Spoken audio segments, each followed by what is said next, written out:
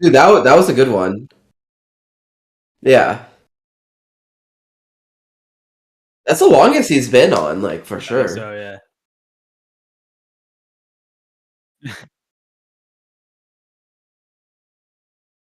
Oh, Gnomes for life. He sounded sufficiently buzzed as well. Like, he came across like he was feeling it. It is a little poppy. Your mic's a little poppy in my headphones, but I don't know if How am hears I it coming off? Am I good? perfectly. Yeah, it's only Okay. CH. Sounds much better now. Hmm. Could be on my end, but I don't know. I don't think so. Alright. I'm gonna pull it up. Alright, cool.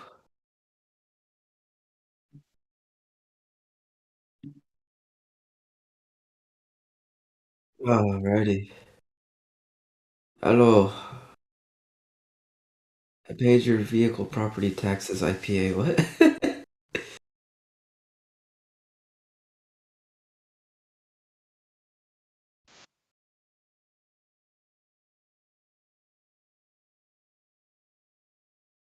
Okay.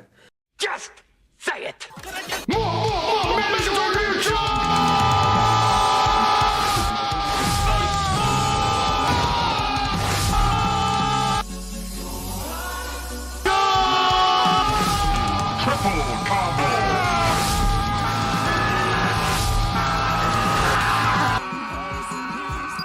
Still a bit sick when I packed it, so I was just like, alright, just get it over with, just get it packed.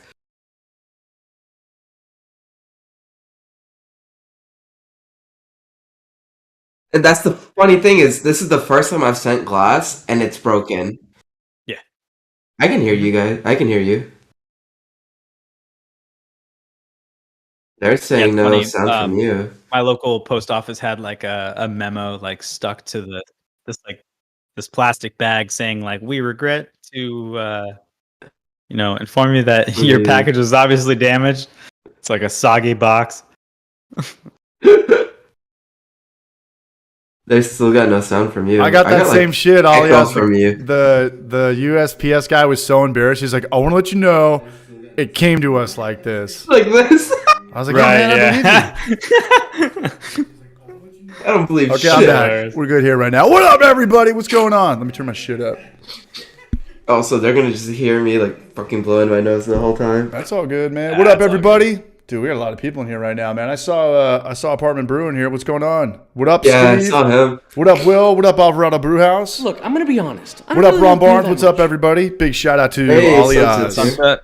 We got our packages the same day. Alias sent me and Noam beers, right? Noam, what are you drinking? I don't really like beer that much. I just finished a long live beer, so I'm gonna open up one of Alias's beers. All right, I'll wait for you to select. I'll pair it. Okay, I'm gonna do Hop Rodeo. We did not go to this one. It's a rotating hazy IPA right here. So Green can. all the beers that I sent you, we didn't go to these breweries. We didn't go to any of these breweries. Right, I noticed. Yeah. Yeah, that's awesome, by the way. So I kind of want to just give you guys some brand new stuff. So some of them I've had, and some of them I have not.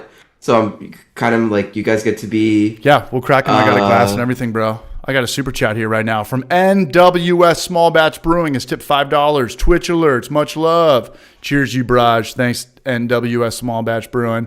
He's helping pay for my CO2 tank. Even though I'm going to hit up Todd from Northern Brewer tomorrow to get one, man. What up, Goose Fraba? What up, Josephified? Yeah, dude. The K Grader made it real, man. Homebrew for Life is back. You're loud. I apologize. For what? Why are you apologizing? That means we already have to drink. Did you? Did it I moved the explode? bucket full of attachments, so it was loud as fuck. Oh, Actually, no, I don't didn't hear think shit. I didn't hear shit. I don't think I have that same beer, so I'll just open up another. No, one. so you guys all got different beers. None Oh, of we you did. guys have the same Okay. beer. Okay, so we're not playing this game, man. Apartment Brewer, man. How are you, Steve? Puskawaska rock. Outdoors. Josh hasn't sued you yet. Cheeses? No, man, I'm still waiting for that. That was my last video.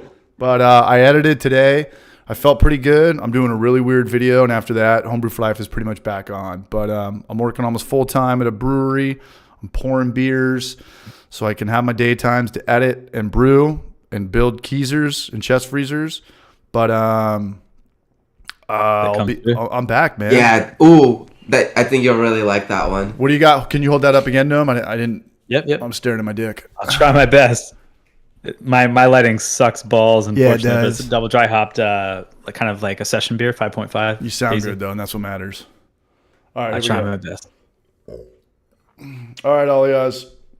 So this is none. Where did we go? We went to Meanwhile. We went to Austin Beer Works. We went to St. Elmo's. We went to. These are all Austin breweries from Pine House. Pine House. So, oh, you mentioned Meanwhile. ABGB. Ooh, that's good, baby. Whoa, that is hoppy for a hazy. ABGB. What up, Knothead Brewing? Welcome to Barrage Army. Come on down. Cheers, Oh, man. he just followed me today on Instagram. Oh, yeah. Knothead Same Brewing? here, actually, yeah. Shout out to Knothead Brewing, man. Cheers, you Barrage. We got Sunset in here, man. What's up, Josh?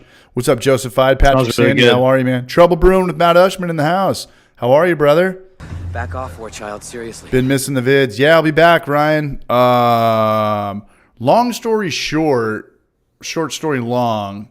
I bought a camper shell. We've talked about this out here. I bought a camper shell for my Tacoma, and I drove out here, and I spent like $800 on it. And right when I bought it on Craigslist, I picked it up that day, and my buddies with Tacomas were like, dude, I'll give you my camper shell in $200. And I was like, nah, man, this thing's legit.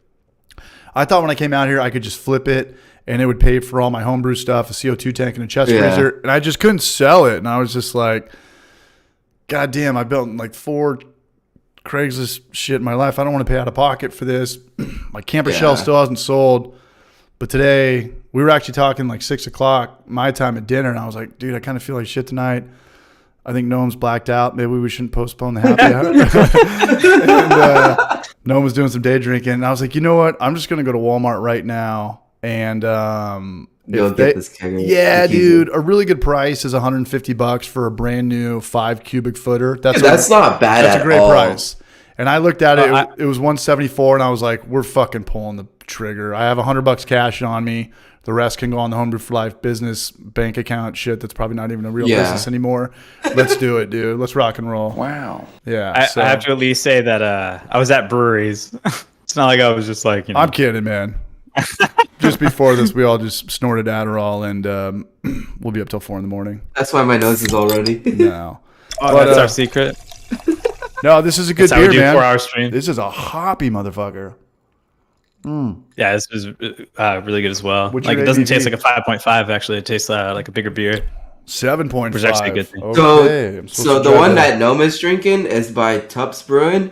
I really love their stuff. They have some solid like double dry hop stuff kind of thing. I think I sent each of you guys a beer from them.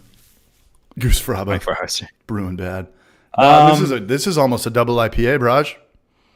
What was the price tag on this? Like $4? Build your own 4-pack? No, so it was, I like did your own build your own 6-pack kind of thing.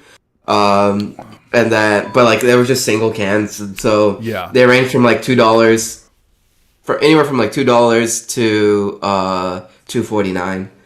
$2 to $2.49 for a 7.5 craft beer? Yeah. Damn, dude, that's that non-California vibe. I like it. I like it a lot.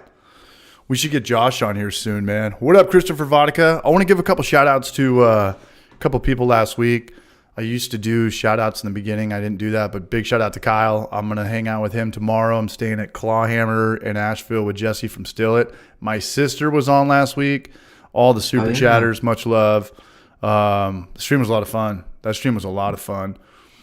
And him and Emmett need to start that stream up ASAP. It's a bummer that Ross is moving to Colorado. Yeah. Yeah, but you gotta live your life. And they put out a video last night that was great. Got really good thumbnail, the Pornhub one, and I watched it. I enjoyed it. It was cool to see Ross there and hear Lawson's voice in the background. I don't know how long ago that they shot that, but it was cool to see like the whole gang there with Emmett. Jorge Castro, man, what's up, Brosh? It's Rec. How are you? Other than that, what did I find out this week? No, you might know this. You know Kevin Youkilis from the Boston Red Sox? Yeah. You know he owns a brewery? Loma or Luma? Whatever. Yeah. Is it in Boston? No, California. Loma Linda, or are you a big fan of that? I think it's Loma, if I'm not mistaken. It's him and his brother, I believe. Big bald-headed guy with a goatee, right? Yeah. Yeah. He gets on base. He gets on He base. gets on Him base. in Moneyball. Yeah. Oh, with He gets on base. with fat Jonah Hill at the end. Yeah, and Brad Pitt. After Brad Pitt gets the offer from Boston. Yeah, matter of fact, his like Twitter handle is the Greek god of hops. He used to be the Greek god of walks. Ooh, I see what he did there. Here. I see what he did there. It's pretty cool. Yeah, so I caught that. I know that Ashland Hard Seltzer's killing it. I read Brewbound a lot. I don't know what your guys' favorite news website is. The Full Pint, Brewbound, Craft Beer Magazine. But I'm on Brewbound the most. And they're talking about Ashland Hard Seltzer doing something like 1 million cases next year for 2023. And I do see them a lot. I do see. Was that the hard seltzer you sent me? Yeah, I think Ashland Seltzer is doing better probably than, I don't know. I just think they have like a craft vibe to it. You know, when you see like Bud Light Hard Seltzer, you're like, that's like bottom of the barrel kind of thing. Yeah, Bud Light Hard Seltzer. But Ashland like anything like that from a macro brewer, you're gonna always automatically assume like it's just like they just tried to hop on like the bandwagon. Right? I don't know where White Claw came out of. Did they have a brewery or did they have a big Boston beer thing before that? Does anybody know the backstory of that? Because truly, we talked about this when Jorge Castro came on. They were like one of those Mike's Hard Lemonade thing. And when they saw White Claw getting their shit together, use the word hard seltzer, put it in that thin aluminum can, that super desirable can, they jumped ship overnight. But White Claw kind of just came out of nowhere. Yeah. Are they still the top dog? After this, we're done talking about hard seltzer forever. Yeah. None of this goddamn hard seltzer. No Enough's fucking I enough. think so. British Canadian. White Claw? Yeah. Yeah, it started in Vancouver. Oh, really? I would have figured like LA or New York, but I don't know. Maybe I'm just stereotyping. So he was one of the first people who started the Mike's Hard Lemonade. And so he left Mike's Hard Lemonade and started White Claw in 2016. That old? Yeah, White Claw's been around for a lot. Like I first saw him when I was 2016 is going to be like a decade ago pretty soon. We're coming up to 2023. Yeah. Doesn't seem like shit, man. The Brew Shaw. Get over here. What's up, you brunch? What's up, Trent? How are you, man? Come here. Hello, Lynn Schaefer. Back off, war child. Bright Guy Brews, spiked Mountain Dew is quite something. I saw the Mountain Dew hard seltzer thing for a week right when I got to Knoxville, and then it was just gone. I tried it in Vegas. What'd you think? Just too much of that Four Loko perception vibe? So they're 5%, but they like you taste all 5% of the booze. Like it was just you do? For 5%, I was like, this tastes really boozy. Really? That's not what you want. You want it to be you don't want that. Clean, yeah. That's the exact opposite of what you want. You want And it I to was just taste like, soda. it tasted like Mountain Dew that was spiked with vodka kind of thing, and I'm just like, okay. That reminds me of Four Loko. That reminds me exactly of Four Loko. I was just like, man, they could have made this way better. I feel like they could have. Where is Four Loko at these days? Four Loko still's around. I don't see him at all. I still see him, and I know people who still fucking drink them. Really? Unfortunately. What are they? They like try to get me to drink them with them, and I'm like, no. Brutal, dude. They're as big as a CO2 tank. They're fucking massive cans. They're fucking massive cans, and they're like 13 to 14%, and I'm like, ouch. Liquid blackout. Really? They're that strong? Liquid. Oh yeah. Really? Yeah. Holy shit! I didn't know that. Yeah, what the man. fuck? Yeah, they had a good run. God. I wonder why people are getting fucked up off those things. Holy but they shit. also had and some then weird the old ones shit had in them. caffeine in them too, so they would get you super fucked up. Yeah, That's crazy. I got a buddy who can drink like there's nobody's business. Hey, Theron's in the house, man. What's up? The Barrage, dude, the OG moderator. How are you, man? He's in the house, man. I don't really like beer that much. Hello. I got it. I knew a dude. Thank you, Theron. Much love, you, Barrage. I knew a dude who would never get hangovers except for when he drank Fireball and Four Loko. He could drink 1 million double IPAs and just be fine and wake up and be at work It's first the one sugar content that's in those, or like some battery acid or some glycol. Like something weird is in these things. I don't know, man. How come this shit doesn't freeze? Does Four Loko freeze? I know Fireball doesn't. It doesn't because of the Propylene in alcohol there. content. That's why. No, I know. It's. I mean, at what temperature does alcohol freeze? Like It's gonna 32. get Well, pretty under low. 32. It's gonna Negative get 30? pretty cold. Under 32, I would say. well, I mean, over like a yeah, but freezers extended are period like of time. 0, and they don't freeze in there. So Yeah. yeah, I don't know. 0. Really? Yeah, what temperature are freezers at? They're like at 10. Yeah, no, they're at they're like at 0 to 0 10. degrees. Yeah, Beer they're- doesn't yeah. freeze in there. Beer No. will freeze in there. Beer will Beer will explode freeze in your there. freezer. Beer will Yeah. fucking Oh, I thought you said they wouldn't. explode. That's why I was like confused. No, Four Loko Right. won't. I'm sorry. Yeah. Oh, okay, that makes white, sense. I Fucking, got what are you. we I'm saying? sorry. What's the cinnamon whiskey? Beer. Fireball. Fireball, will freeze yeah. in there. Yeah. Yeah, because that's 35% ABV. That's why. At least, Whoa. man. At least.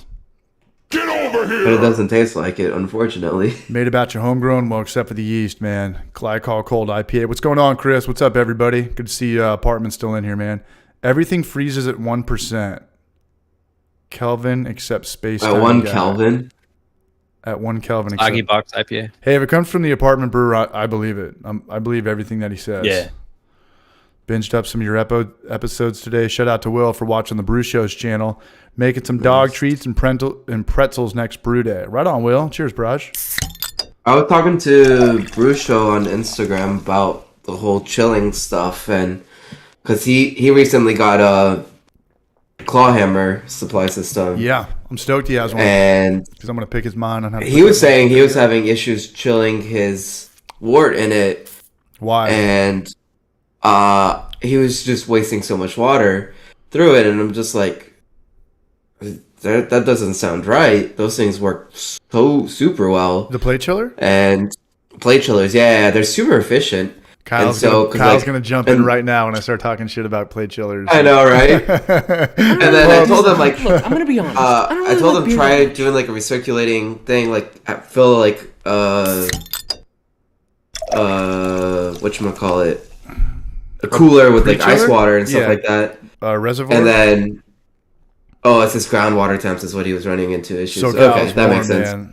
Yeah. What time of the year I was is just gonna say, yeah, cooler with ice water and use like a pond pump to pump that cold water through the plate chiller. Yeah. Dude, like, as soon as the wort is going through it, it's like literally coming out at like 55 degrees, like. Lager temp. And I was just like, all right, cool. Like, I just recirculate it for a bit through like, and back into the kettle till it comes to like, to the temp of the kettle. The wort in the kettle is around like 100, and then I go straight into the fermenter. And I go through like 2 to 3 bags of ice, Chill game and I strong. can get it. But yeah, Shout out to Day in the Life, man. He's got a 20-gallon 240 claw hammer. Good to see Heather Sharp here. That's what I do, except I use a coil instead of a plate chiller. I've never used a plate chiller. I've just heard that they're kind of a bitch to clean when you have to clean them. And so I've heard yay and nay to that, because like all I do is just run like OxyClean water through it and then hot water through it, and you've call never it had a to day. take it apart? I've never taken it apart. All right. That's good to know. That's good to know. I think just rinsing it should be enough. No, just like give it a thorough rinse. Everyone's got a different story, man. I don't use one. Like so- I just pump like hot water and OxyClean through it for like a couple. Yeah, I pay for ice. I don't have the same way to make ice like CH and stuff, because I always have shit in my freezer. I never have room. There's a couple comments we got right here. Steve says he's got the same plate chiller for 4 years. I imagine that means it's working, flawlessly. Eve's plate chiller is huge. That thing's like, Yeah. I remember when he first showed it on his videos, I was like, God damn, that thing's thicker than a Snicker. Like, God damn.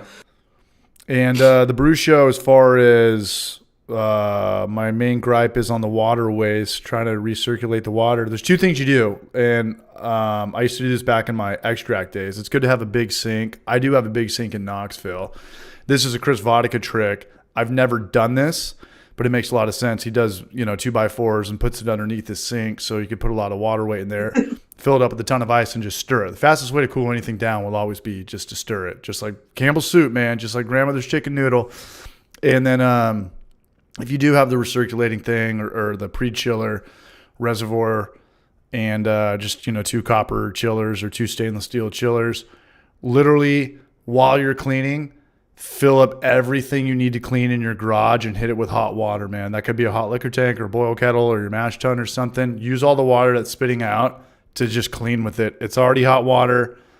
Cleaning's a weird thing. People swear by, is it PBW or is it, OxyClean? Dude, if you clean something right after, you don't even need PBW or OxyClean. As long as you have hot water, really hot water, you'll clean it up, man. It's when you let shit sit overnight, that's when you have to go back and use all the OxyCleans and shit like that. But yeah, I hear you, man. And some people are in droughts right now. There's a lot of droughts kind of going on, or am I full of shit again? What up, Zach Pearson? I read the comments on the Hoppy Hour channel. This is the Hoppy Hour channel. But people are like, yeah, there's a drought here. There's this going on here. Distilling's actually legal in Alabama. And I read all these things. I'm like, damn, dude, I'm learning kind of a lot about, different states and what's going on just from these comments. Oh, Hops and Gnarly's here. Hops and Gnarly, what up, man? How are you, Barrage? Good to see Hops and Gnarly out here. We got to get him on too, man. Ideally, I wanted to do this 2 times a week, but I'm working a lot at nights right now, and we still really haven't done the Mario Kart. What do we do? Yeah, we haven't done Mario Back Kart in a off, war bit. child. Seriously. Jacob Pember, man, just donated $6.75, man. Thank you, Jacob. Much love. Oh, yeah. Jacob Pember in the house. All this money is going towards my $80 bar tab tomorrow night, man. And thanks, man. Thank you, Jacob Pember. So we got to get that going because that was kind of fucked up. We told Gnome, here's the link to the $300 Nintendo Switch. Yeah. We'll get that going, man. Yeah. We'll get that going, man. We'll revisit that. We'll revisit that day, man. But it's cool. We got some brew tubers in the house right now. We got Hops and Gnarly. We got the apartment brewer. We got Zach Pearson, aka 8 I Man. want to start my stream up too. You got to I get wanna your do that. stream going. I stole your name. I took the Hoppy Hour first, That's all good. and I really Just gave me a good one too. Yeah, you come on here. We'll promote the shit out of it. This has a lot of love. This is Alias and Gnome. We've got links to their YouTube and Instagrams. YouTube and Instagrams, and the link in the description. When I give people shout outs on Facebook or Instagram, I feel like nobody gives a fuck, and it's just obnoxious spam. But I talk about it What's here, funny is and people in the comments are like, I just followed, I just subscribed. And I was like, damn, I wish Instagram worked that way. Well, you tagged me in that Instagram post with your Keezer, and I got like 5 different followers. I was There you like, go, what the buddy. hell? There you go, buddy. I got to get more on that Instagram game, but I just feel like an idiot because I haven't put out content since like Europe or yeah, man. You still have the Nashville vlog? No, not Nashville. San Diego vlog, and then Austin vlog as well too. Yeah, that's why I'm kind of getting like not burned out, but I'm looking at. So the next video I'm doing has been taking me like a month to do, and it's got a really bad pace to the video because it's how kind of I got into craft beer back in 2012 and 2013, and where the San Diego beer market was with Stone and Ballast Point. In modern times and all this stuff, and now in San Diego it's like a super ballsy move to open up a brewery in San Diego, and I thought the whole world was like that, like everywhere in the nation was like that. But then I went to Oregon, and I went to Austin, and I went to Asheville, and I saw all these other places killing it, and like in Knoxville, the craft beer scene's still coming up. Like there's 25 breweries here, and there should be 29 at the end of the year, and people are like stoked. And in San Diego, people are like, dude, you're opening up another one? Like another brewery? Like, what's that Homer Simpson meme where he's walking back into the bushes, where... Oh, yeah, you know what I'm talking about?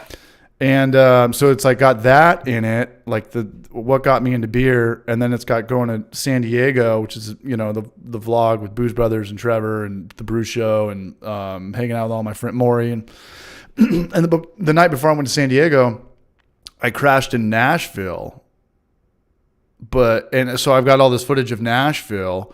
So I got to make this video without, it's going to have a really bad pace, because it really should be like 3 or 4 videos, but I'm trying to figure out how to put it all together. And there's a lot just talking about how like Stone and Ballast Point created this whole thing in San Diego back in '96. before, like they were way ahead of the market. And then like for some reason people didn't want to open breweries till like 15 years later. And that was like the gold rush era. And then 10 years later, it's just a bad idea. But if you go to Knoxville, Tennessee, you could be that Ballast Point. You could be that Stone, you know? So it's good. Like my San Diego buddies that own breweries that have struggled through COVID and all this shit, they're going to see this video and they're not going to be stoked on it, you know? So at the end, I'm pretty much saying San Diego is the worst place on planet Earth to open up a brewery. But hey, check out these breweries. Go to like, you know. But if you're in San Diego, so, and I'm just going to go live with it. Usually when I put my buddies' breweries, they want me to watch it first, or they want to watch it first and go live. But like, I'm not doing that anymore. You know, I have like the best interest. You know, the big picture. You know, there's competition. You know, the bubble burst. You know, there's oversaturation. You know that COVID was a motherfucker for you. You know, like to-go beer at the end of your driveway for a year in California was way different than Idaho or Florida or Knoxville or Oregon. And I think it was actually the worst up in Western Canada. So it's like, you really want to open up a brewery, you know, maybe there's a shutdown again, maybe there's not, but I know that it has happened. And in my lifetime, I never thought you could just shut down an economy like that. Like that. So if you're like, hey, you really want to up a brewery in San Diego, or maybe any business, whether it's a winery or a venue or a music venue or a restaurant, this might be like, we talk about this, like what do we need to do to open up a brewery? It's like, well, we got to have like 7 IPAs on draft and hone in your recipes and have, you know, to go. It's like, dude, this is like the last things we need to be thinking about. Like, you need to think about like, what state is like has the most freedom, and minimum wage is like the location is definitely, I think, like location's everything. Location is everything. And I'm talking about a county by county thing or a state by state thing, because there's places, you know, people say like Bible Belt is gnarly or whatever. Like, I think California is the gnarliest, but like if you go or Utah's the gnarliest, but if you go like 60 miles this way, you're wide open. You're out of this county's like whatever, you know. Not in like a dry county or anything like that. Yeah. So it's kind of riffing on that.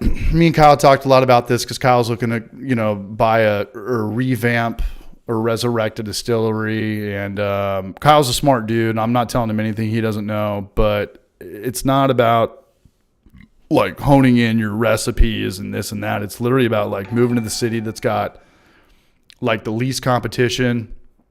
And it was funny too, because I had a dude come into the brewery yesterday, and I do work at High-ABV Brewery in Knoxville, Tennessee.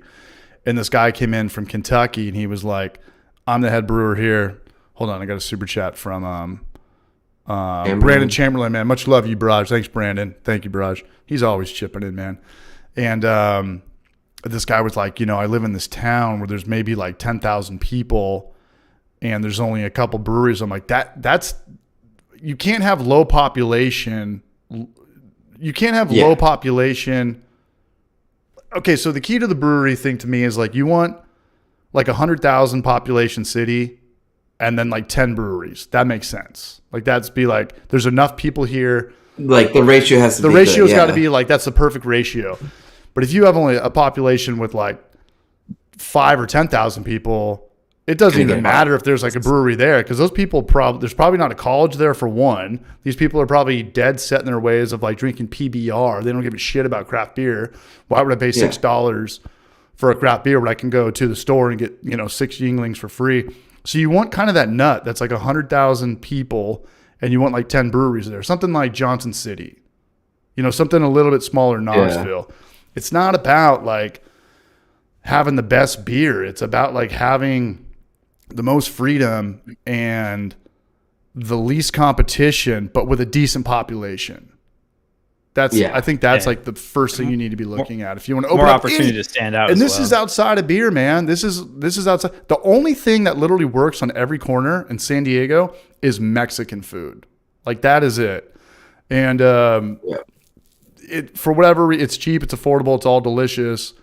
It just works, man. But it doesn't work any other way. Food works differently than beer does, right? Like, what do you mean? Because everybody will eat food, right? Not everybody will drink meat. And everybody loves Mexican food.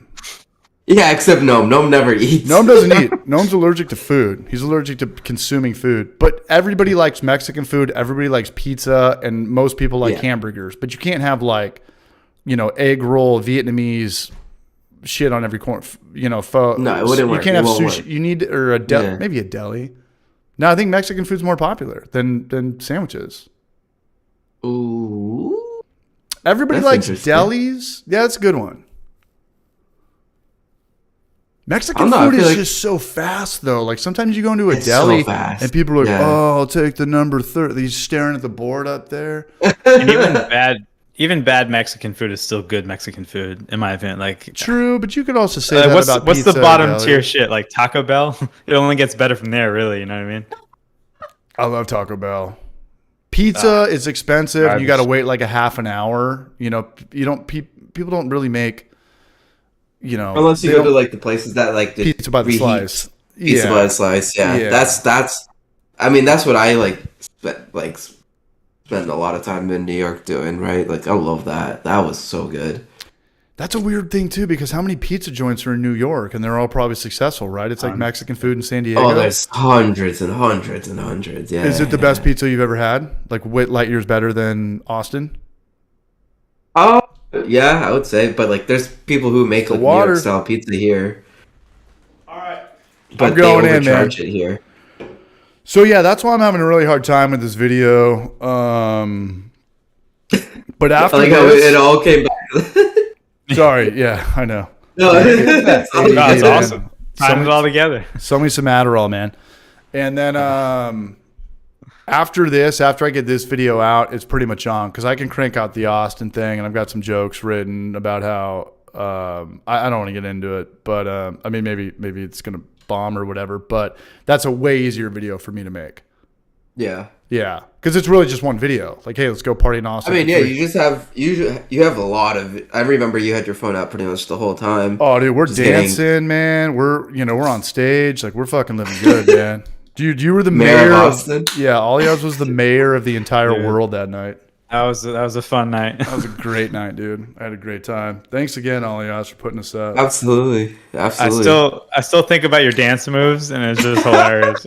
You're just like, for 1 hour, just doing like the rumble with the Hawaiian shirt on. It like, yeah, my God, dude. Yeah, dude, the mayor of Austin. What up, Chalky That White? was fucking hilarious, man. What up, Chris Vodka? There is such thing as bad Mexican food. Yeah, anytime you leave California, it's pretty much almost 90% guaranteed, man. Sunset Hound, man, it was great to see him. So we were drinking. Absolutely. So no, you don't remember we were drinking mezcals with Sunset Hound and his wife? No, because remember I was like, yeah, you guys, right? I didn't do that. You're like, wait, what? Yeah. I'm like, what? Yeah. That was high noon, right? Wait, whoa! Mezcal then? Whoa! Yeah, big see, I don't remember one that at from all. Steve, man. I think we got our first NBC of the night. That's a $50 one from Apartment Steve. Oh shit! Steve, How many right? women were turned off that night? Dude, the entire place probably. I haven't seen the cats with the hypnotic glasses eyes, yet, man. yeah. But thanks, Steve. We're trying to team up. Me, Alias, and Noam come out here, and I think you just paid for all the recipe, man. So thanks, man. You know what? We're giving Steve. What recipe should we do, Steve? What do you want us to do? And when these guys come out to Knoxville in October, we're gonna be out in November, Knoxville December, we're gonna make this year this style. Anything but a Belgian, so CH can actually enjoy it. I'll pass on the Belgian. Thank you, Steve. Well, You're we the won't man, be there brother. to drink it because we'll be there to brew it, right? So I can send it to you guys. How does it work with people? Who sent me canned beer? I think it was Steve, and I think it was Portly Gentleman, who I've actually been talking to again recently. So shout out to like Portly. their own back beer then. cans. Sour let me Belgian think milkshake IPA. Oh, jeez. Let me just vomit right now. Oh god, that sounds so bad. Sour Belgian milkshake. You know what's funny? With lactose. That would have Ugh. sold like 5 years ago. Like when Yeah, everything was probably, just marketing tools in San Diego. You could do one back batch. when the whole fucking milkshake thing came out, I was like, why the fuck is it a milkshake? Like, what the fuck?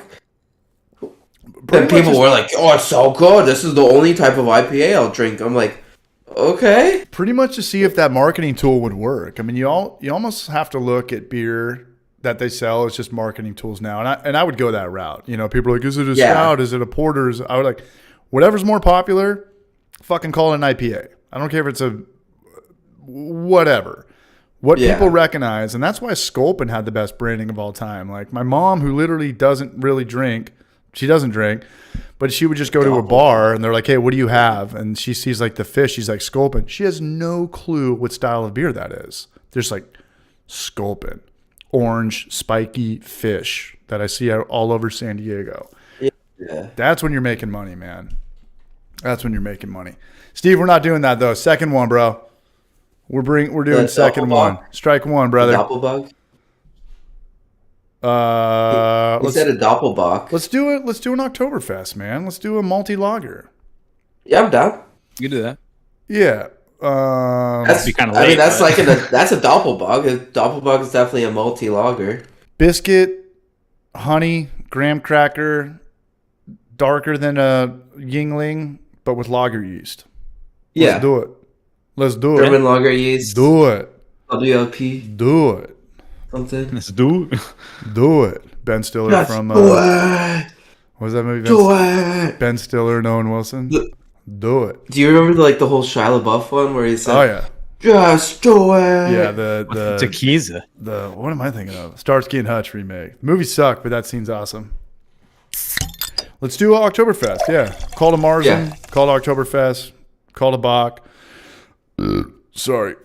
Wow. CH, just make some beer. LOL, caps lock. Chris Vodka's damn right. So I think I'm going to make a batch of beer this weekend. I'm going to be in Asheville. I think I'll make a batch of beer next week, and then while it's fermenting, I'll build out my collar for my Keezer. Back off, child. Seriously. And that's it, man. You know, we were talking earlier. I mean, that's all you really got to do for your Keezers. Literally build the collar and get hook a CO2 up your tank. Bird. Get a CO2 tank, and I'm going to hit up Northern Brewery for that. And I'm going to send him a picture of me buying a chest freezer, and I think that's leverage to get some shit for free. But he already sent me all the it's not the Perlix, but I've got the faucets, and I've got the I don't even know what anything's called anymore. I think I have a regulator. I need a mill. CO2 regulator? Regulators. I was tempted. I was so tempted. It was a cool black night. No, it'll be a cool I don't want to throw a wrench in this. No. I'm so glad that you did. No, it'll be cool. And I think I'm going to make it like basic bitch way, you know? Like you could hit it with the teak oil. You could, sand it, make it look pretty. But at the end of the day, you need it to keep, temperature. You don't need to do yours like how crazy mine is. You want it to be airtight, and you want it to not leak, man. And we talked about this earlier, like keg raters or Keezer. There's really no right or wrong answer. I've built a couple, but even if you have a buddy that has a Keezer or a keg rater, you can just look at it. And you're like, I get it. So Keezer is more of a safer bet because you're really just drilling through wood, but you give up your freezer, because the stand-up fridge has two cold. Yeah, you have the fridge and the freezer. It's got two regulators. It's got two kickoffs, so it's cool to stash your meat and your hops, and if you're. But I think Keezers just look better. They look better too. Keezers look better, and I didn't even notice this. And we've talked about this with Chris Radiation and Chris Vodka. But Trent made a cool video on how to make your cool custom tap handles or stuff like that. And you can only do that on a Keezer, because you can't do that on a keg rater, because anytime you get into that freezer, you have to unscrew the motherfuckers and put them down. I mean, that's not the end of the world. But well, it depends where you line up everything, right? Like if it's too high and it kind of you don't want it too low. You want it up. Yeah. You don't want it too low. Yeah. No, I agree. But it's a lot easier. It's a lot easier to get into a Keezer just lifting things up and just in, and you can look at it and you can lift the lid all the way up. When I had keg raters, you're trying to get everything in there, and I break all the light bulbs. And the one in the back, I've got to pull this one out now. You don't have to do that with Keezers. So as far as accessibility, Keezers are cool. And people always say that, well, with keg raters, you don't have to drill anything or need a skill saw or cut any wood up. And it's yeah, you do. Are you really going to put that thing that's on just the Yeah, I wouldn't put it on just your the lettuce grates cabinets. or anything. No, man, you gotta cut like out that's some plywood. that's glass. Yeah, That's glass. That's like you have no idea. Yeah, no. And that's playing with fire. And you always have more peace of mind with the Keezer, because I always have this feeling that that's going to break with a kegerator. Things are going to fall out and, hit the door open. You're never going to get that with a Keezer. So there's no right or wrong. But at the end of the day, I love the accessibility of the Keezer, but I like having the freezer of a kegerator. But if you already have a freezer in your kitchen and it's not stacked to the brim, then that would be dead weight. So I don't know. There's no right or wrong, but you can make a Keezer look a lot sexier. I mean, like, look at the one I have, right? Like, yeah. That thing looks. I love that. I love that 100%, one. man. Yeah, Looks US so Bad good. likes On it.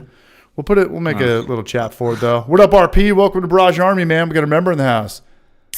I saw that avocado dance, and I'm going to reference Trent's video on that because he had a really good video on making cool tap handles, man. Because I used to collect those. That was like next level craft beer stuff. Like you could go to a that was brewery like and buy their. I had a buddy who had in his room. He had like a little tap handle collection of like cool beers. I was like, that's pretty cool. Same with Battle Mages. They're like $40 or $50, but the mold is there. It looks good. It's a couple $1,000, I think, for them to do the original one. But after that, when it's template, they sell them for like $40 or $50, and you buy one of those. But that just looks clunky on a kegerator. You want that on a Keezer for sure. Yeah. We'll make a chat. We'll make a poll. We'll see what's up. What do we got? Keezer. Is this gonna work? Or Speaking of the whole tap handles thing, I sent it to you guys, but I'm pretty sure they got. I'd be surprised if they didn't get the idea from Brew Show, but their tap handles were those tubes that they would fill it with whatever. Oh yeah. Filled up with hot pellets or filled up with. Well, the hoppy beers had hops. Like the dark beers had dark grains. Yeah. The wheat beer had wheat. Like, yeah. I'm like, I would be very shocked if they didn't see that video and got the idea from there. Right. I'd be very surprised. I'm not, because it was like carbon copy, to be honest. Oh really? Yeah, I mean, I sent you the pictures. It was pretty much yeah, like, yeah. It was like pretty much fucking a screenshot of Brew Show's actual footage. Yeah, that's what I first saw. Yeah. I should have sent him to give him to let him know, but now he knows. So Brew Show, take that as a compliment, man. Take that as a compliment. Not that I don't steal everyone's shit, man. I haven't had an original idea. But I mean, this is a new brewery, and I know for a fact it was started by 3 homebrewers, so they probably watch stuff like this. So. Right. We got our new super chat here. I didn't come up with that. Al Bro, man, welcome back, man. Al, it's been a minute, man. Hope you're doing well. He's always commenting on Larry's videos and short-circuited Brian, and hopefully that Brian comes back soon. Looks like Portly's coming back soon. I don't know about Pros with Peter, man, but do your thing. You never know what's going on with people, or yeah, with their lives and everything. Yeah, personal life, where they're working, night, day. You just wish people well, and maybe you see them, and maybe you don't. Oh yeah. Got to go Keezers. Got 007. Ooh. Hey, I cracked this, Alias. I've got your Lime Tastico, and it's a really good beer. Oh, that one is really good. It's a really good beer, and you know why I like it the most? Or do you know why I like it? Well, that too. I like the branding, but more importantly, I do not taste any extract. I get all the taste without it being like overpowering. Maybe it's not extract, maybe it is, but some beers you have that are like lime and salt or just whatever. Oh, like lime extract or anything like that. Yeah. Or what's the other shitty one? What's the one that's shittier than extract? No. Extract's the shittiest one. Puree is the legit one. Puree is the real stuff. Yeah. The flash frozen shit. Yeah, no, I've been to that brewery and they use actual like lime juice in that. Like they use fresh lime juice, kind of like. That's why I can taste it. Check this out, Alias. So this one almost broke. Can you see the top of that can up there? It's got kind of like a wonky dick. Oh, yeah, I see that, yeah. You see that? Yeah. Ooh, that was cutting it close, That was cutting it real close, man. Somebody went full-on intro to Ace Ventura on USPCS. Oh, geez, yeah. Yeah. So we were talking about that, I think, before we went live, but Alia sent us some beers. He sent us 2 bottles of Farmhouse Ale. That was the one beer that you sent to both of us? That was the same one? So, no, I sent my berry sour that I made to Gnome, and then I sent you. I got the bottle, brother. I sent you whatchamacallit. I'll go get it right now. I didn't throw it away because I wanted to showcase it tonight. Who you call it? That says Jester King. I sent you Jester King. Yeah. I'll go get this in a second after I hit the head. But I want to show people off the bottle. I want to showcase the bottle because I'd imagine that it was a pretty damn good beer that you vouched for that just didn't make it. Yeah, it just didn't make it. Sometimes in life, people just fucking hate their jobs and they throw shit around. Yeah. So people are saying 57% keg rater over 42%. Keezer over keg. Keezer over keg rater. Back off, Yeah. child. Keys are rocking it, man. Keys are rocking it. Yeah, I'll do an NBC here. I don't want to do it with this, but this is a great beer. How much was this?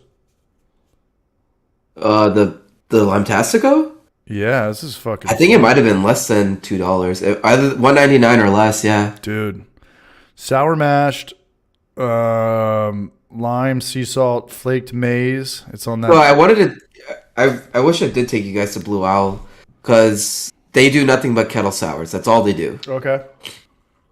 And they have some really good ones. Do they? And pop? some are sour. Some, huh? Do they pop? Because those places that only do sours are like very kind of hit or miss. Because They're doing pretty well. They're like rinse my glass with sanitizer. what's up? They're pretty successful. Like they do pretty well, and so they have a weird licensing thing for selling their beers. Mm-hmm. So what you do is you buy a glass and it comes with 4 beer pours kind of thing. So it's and like they have like different. $25? And so, but like they have different sizes. They have like 4 ounce, 8 ounce, 16 ounce. Like interesting. And so you can buy a different size glass.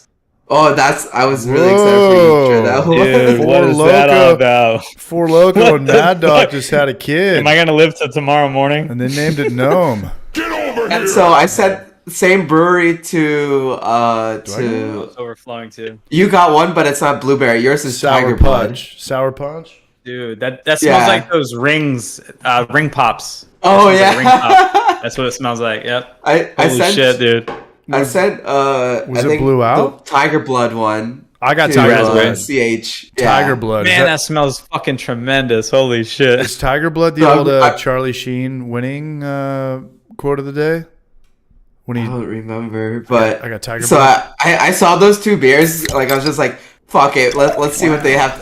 And I saw they were Texas breweries, so I was like, screw it, I'm gonna tell it. Send it to them. That's what it tastes like too. Thank you so much, Alias. Thank you so much, Josh.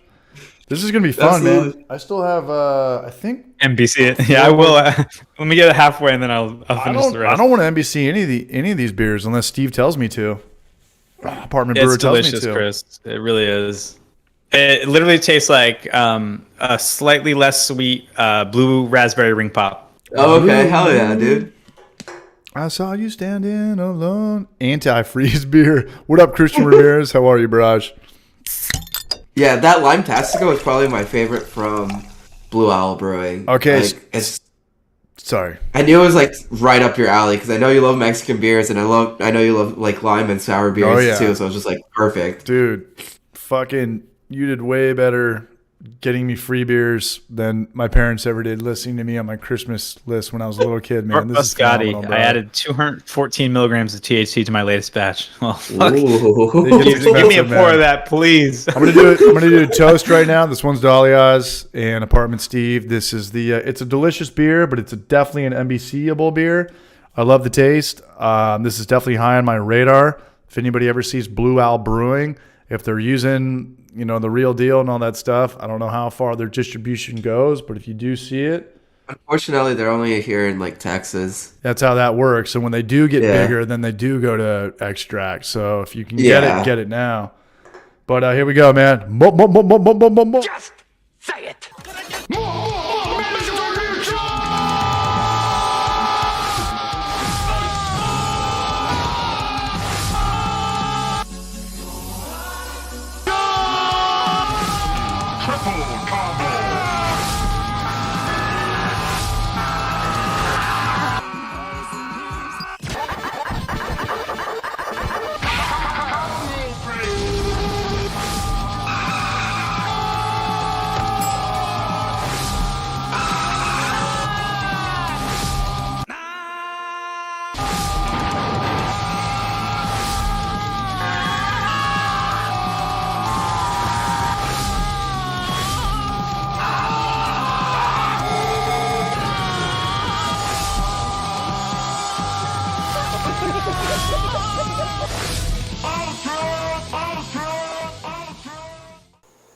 This is the best work we've ever done. Subscribe to Homebrew for Life.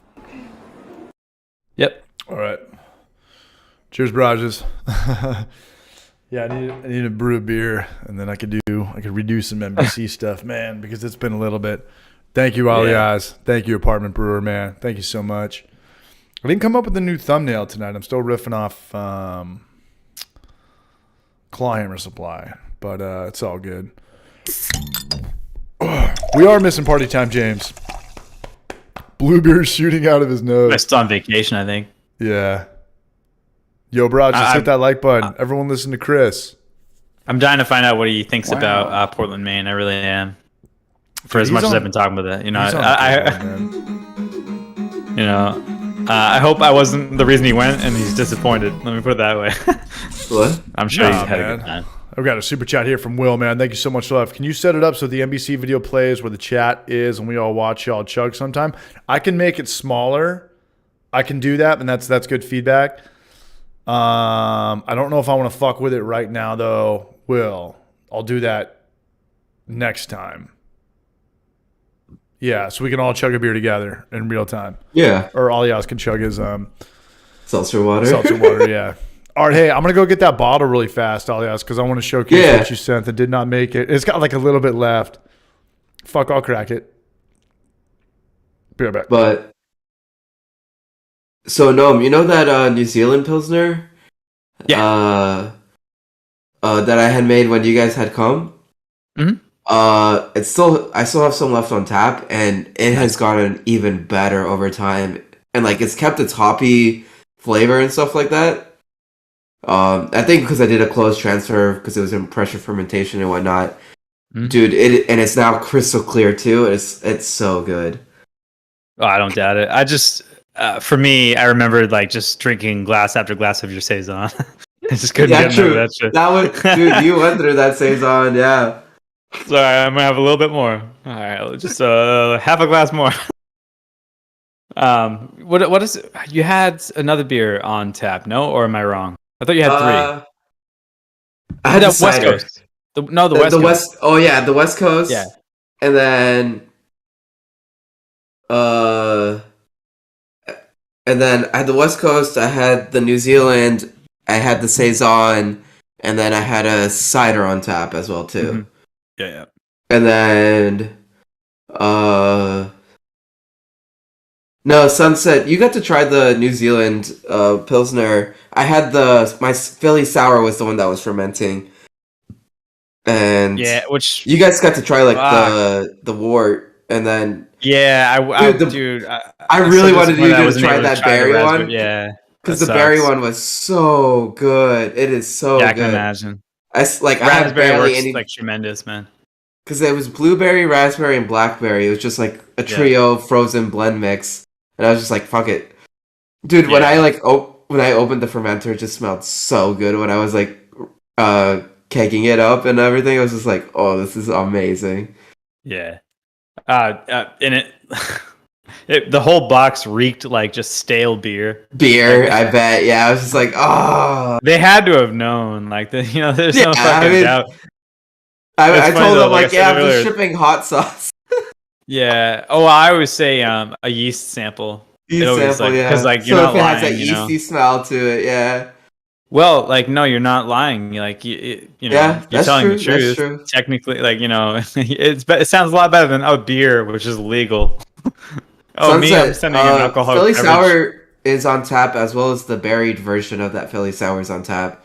So if you're in town or around this weekend or so. So where did it break? Was it at the top? It didn't break at all. It just leaked through the cap is still on it. Oh, the cap. I mean, this is tape the cap down. Bottle, bro, because those. Oh yeah. It's a weird thing because it should have broken. If anything, it shouldn't go through that. That doesn't make any sense. Right. That doesn't make any sense at all. I thought the glass broke. Right, because if there's pressure on it, it's not going to pop through here like a plastic water bottle. It's going to. You know what? I think what happened is it got shook around, and with the heat here and everything, that might work. The heat because it just expanded and just let it go. Unfiltered hill honey, well watered, Texas malted barley. Suitable for vegetarians and vegans. okay.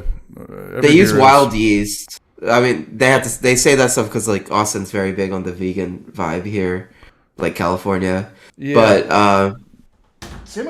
yeah, no, they use wild yeast in all their brews, and so like their brews are never usually exactly the same because like wild yeast is always changing and whatnot, right? And they literally like just go in their farmhouse, scrape some yeast, and be like, "All right, call it a day. Good day to you." Gotcha. Yeah, that's why I love them. I love when breweries just use their local environment as much as they can. It's like some Thomas Keller shit, French Laundry, dude. I'm watching a lot of him lately. All he does is get his produce like right in their backyard. Everything comes from. I don't think anything's within frozen. a certain mile like I think distance it's or all whatever on their from property, man. I really think it's all on their garage. property. Yeah, he's crazy. I have fruit flies in here, unfortunately, so that's what I'm swatting. I don't think I'm just like fucking seeing shit. Is that Adderall kicking in? I just got a like on the Instagram from Fat Bill. Shout out to this guy for having an Instagram that says Fat Bill. I'm gonna plug him. Really I'm not kidding. Look at the top right there. Can you see it? I'm waiting. Fat Wild beard beer. Fat underscore. Maybe I will, Brian. Bill. Shout out to Fat Bill. I don't think he's Nice. fat. He doesn't look fat. I don't know. I love that. Yeah, we're done talking about Fat Bill though. All right, here we go. So we just NBC'd that. So what was the price tag on this? What is this? 750 milliliter? This isn't a bomber. This is like a Burgundy bottle. This is like a Yeah, Pinot Noir bottle. it's 750 mil. Damn. Hey, thank you so much, Alias. This sucks that. Yeah, I'm kind of bummed it didn't make weird, it. man. So weird.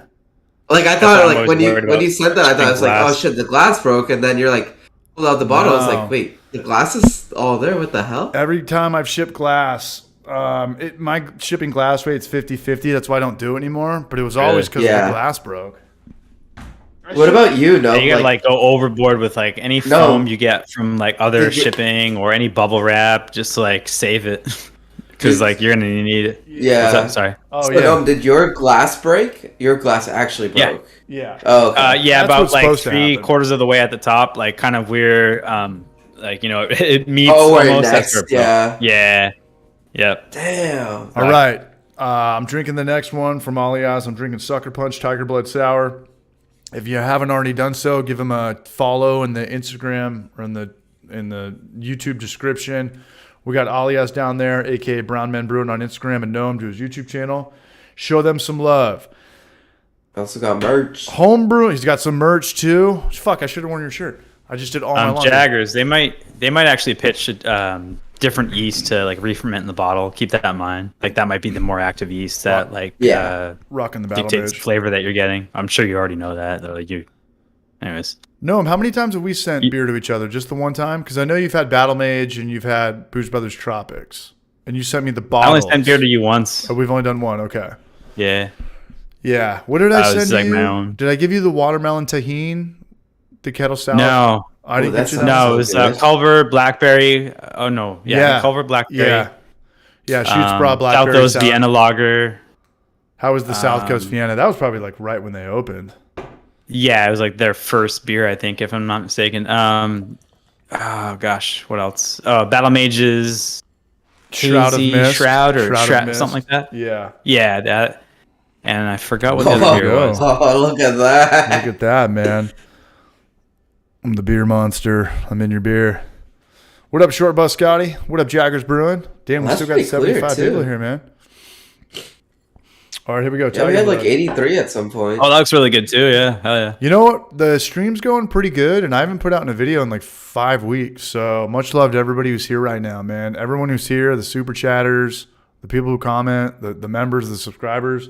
I bought a chest freezer today. The people that are new here, we're an hour in right now, and it was big motivation to start brewing again, man. I got a brand new claw hammer system. Alias, you're gonna have to walk me through that a little bit. You and the brew show.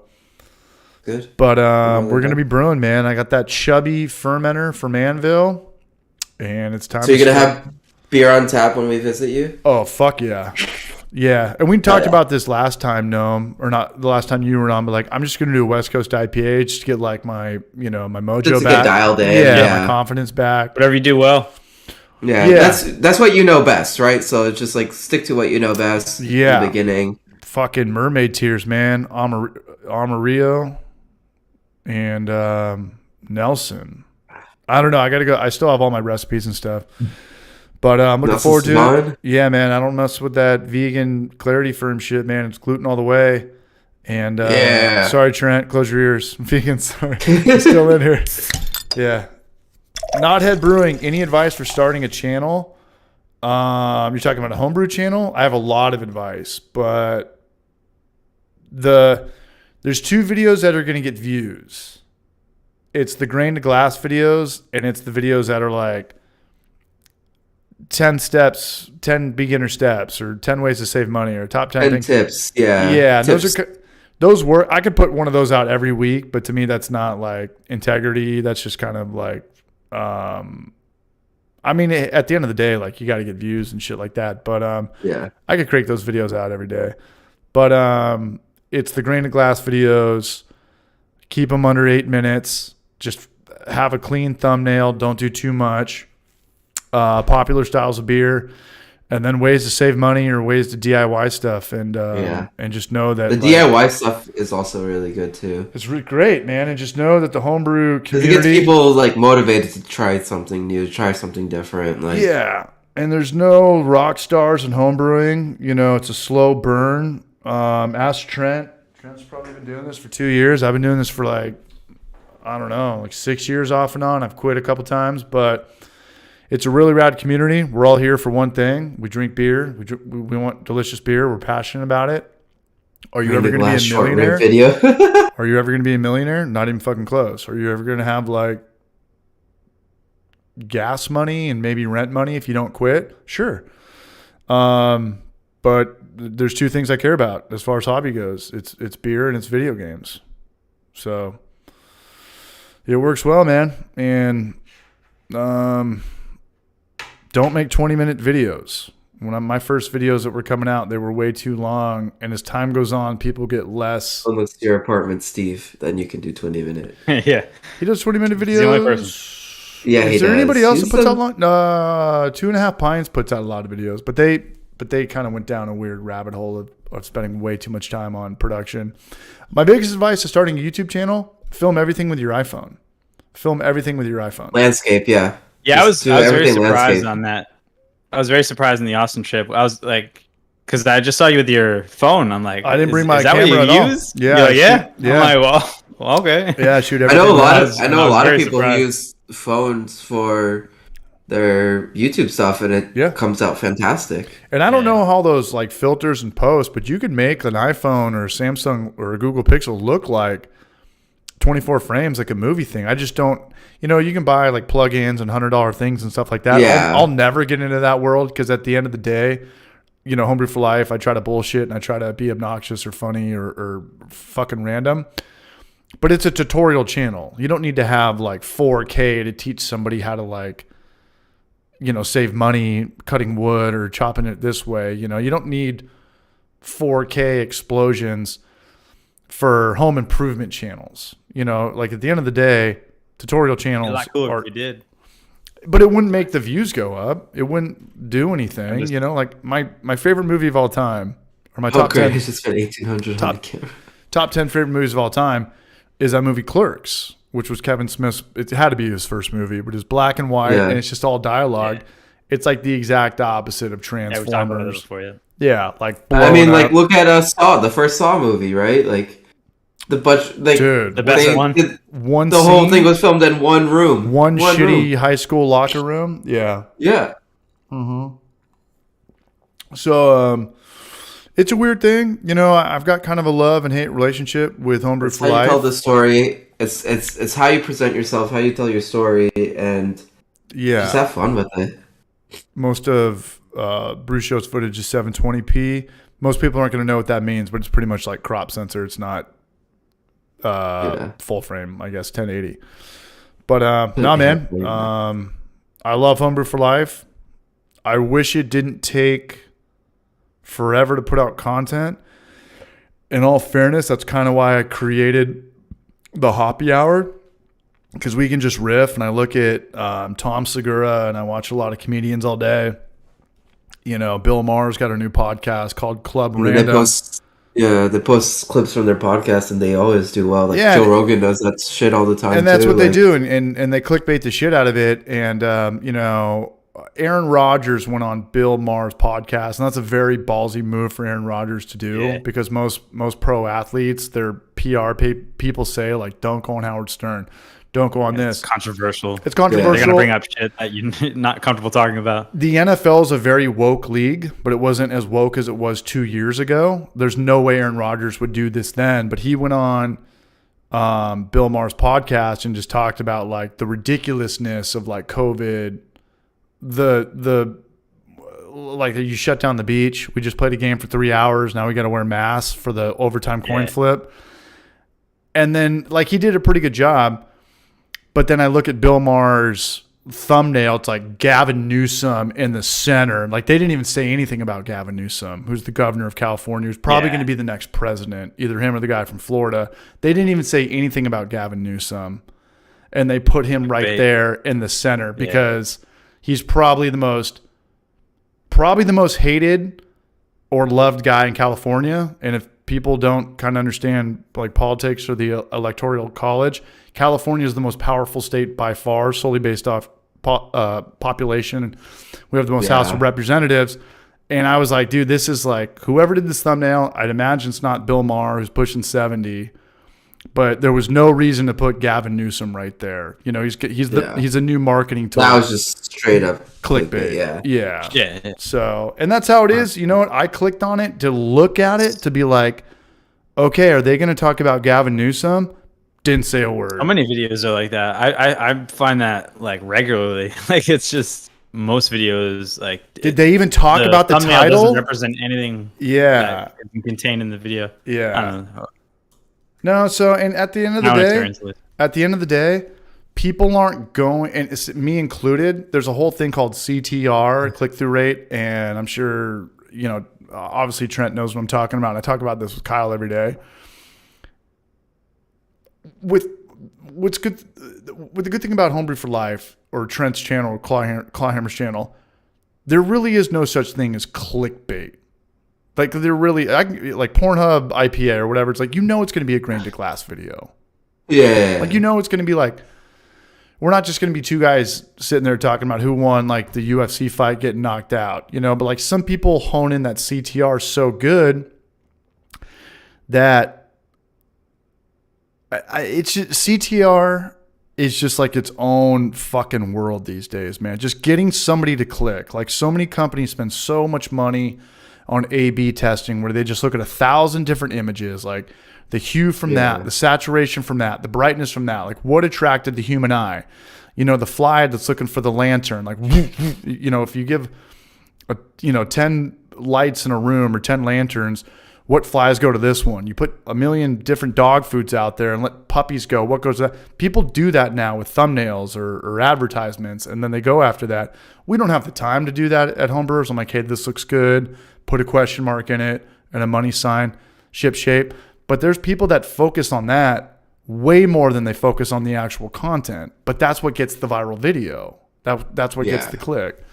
So, and I just see it now. I watch Bert Kreischer's podcast, and Steve-O is like, Tom, lead singer of Blink-182, talks about like his drug use. He didn't talk about his drug use at all. But in your mind, before you click, you think about like he went down like a bad path and had to go to rehab. He's like, no, I just like drink when I go on stage.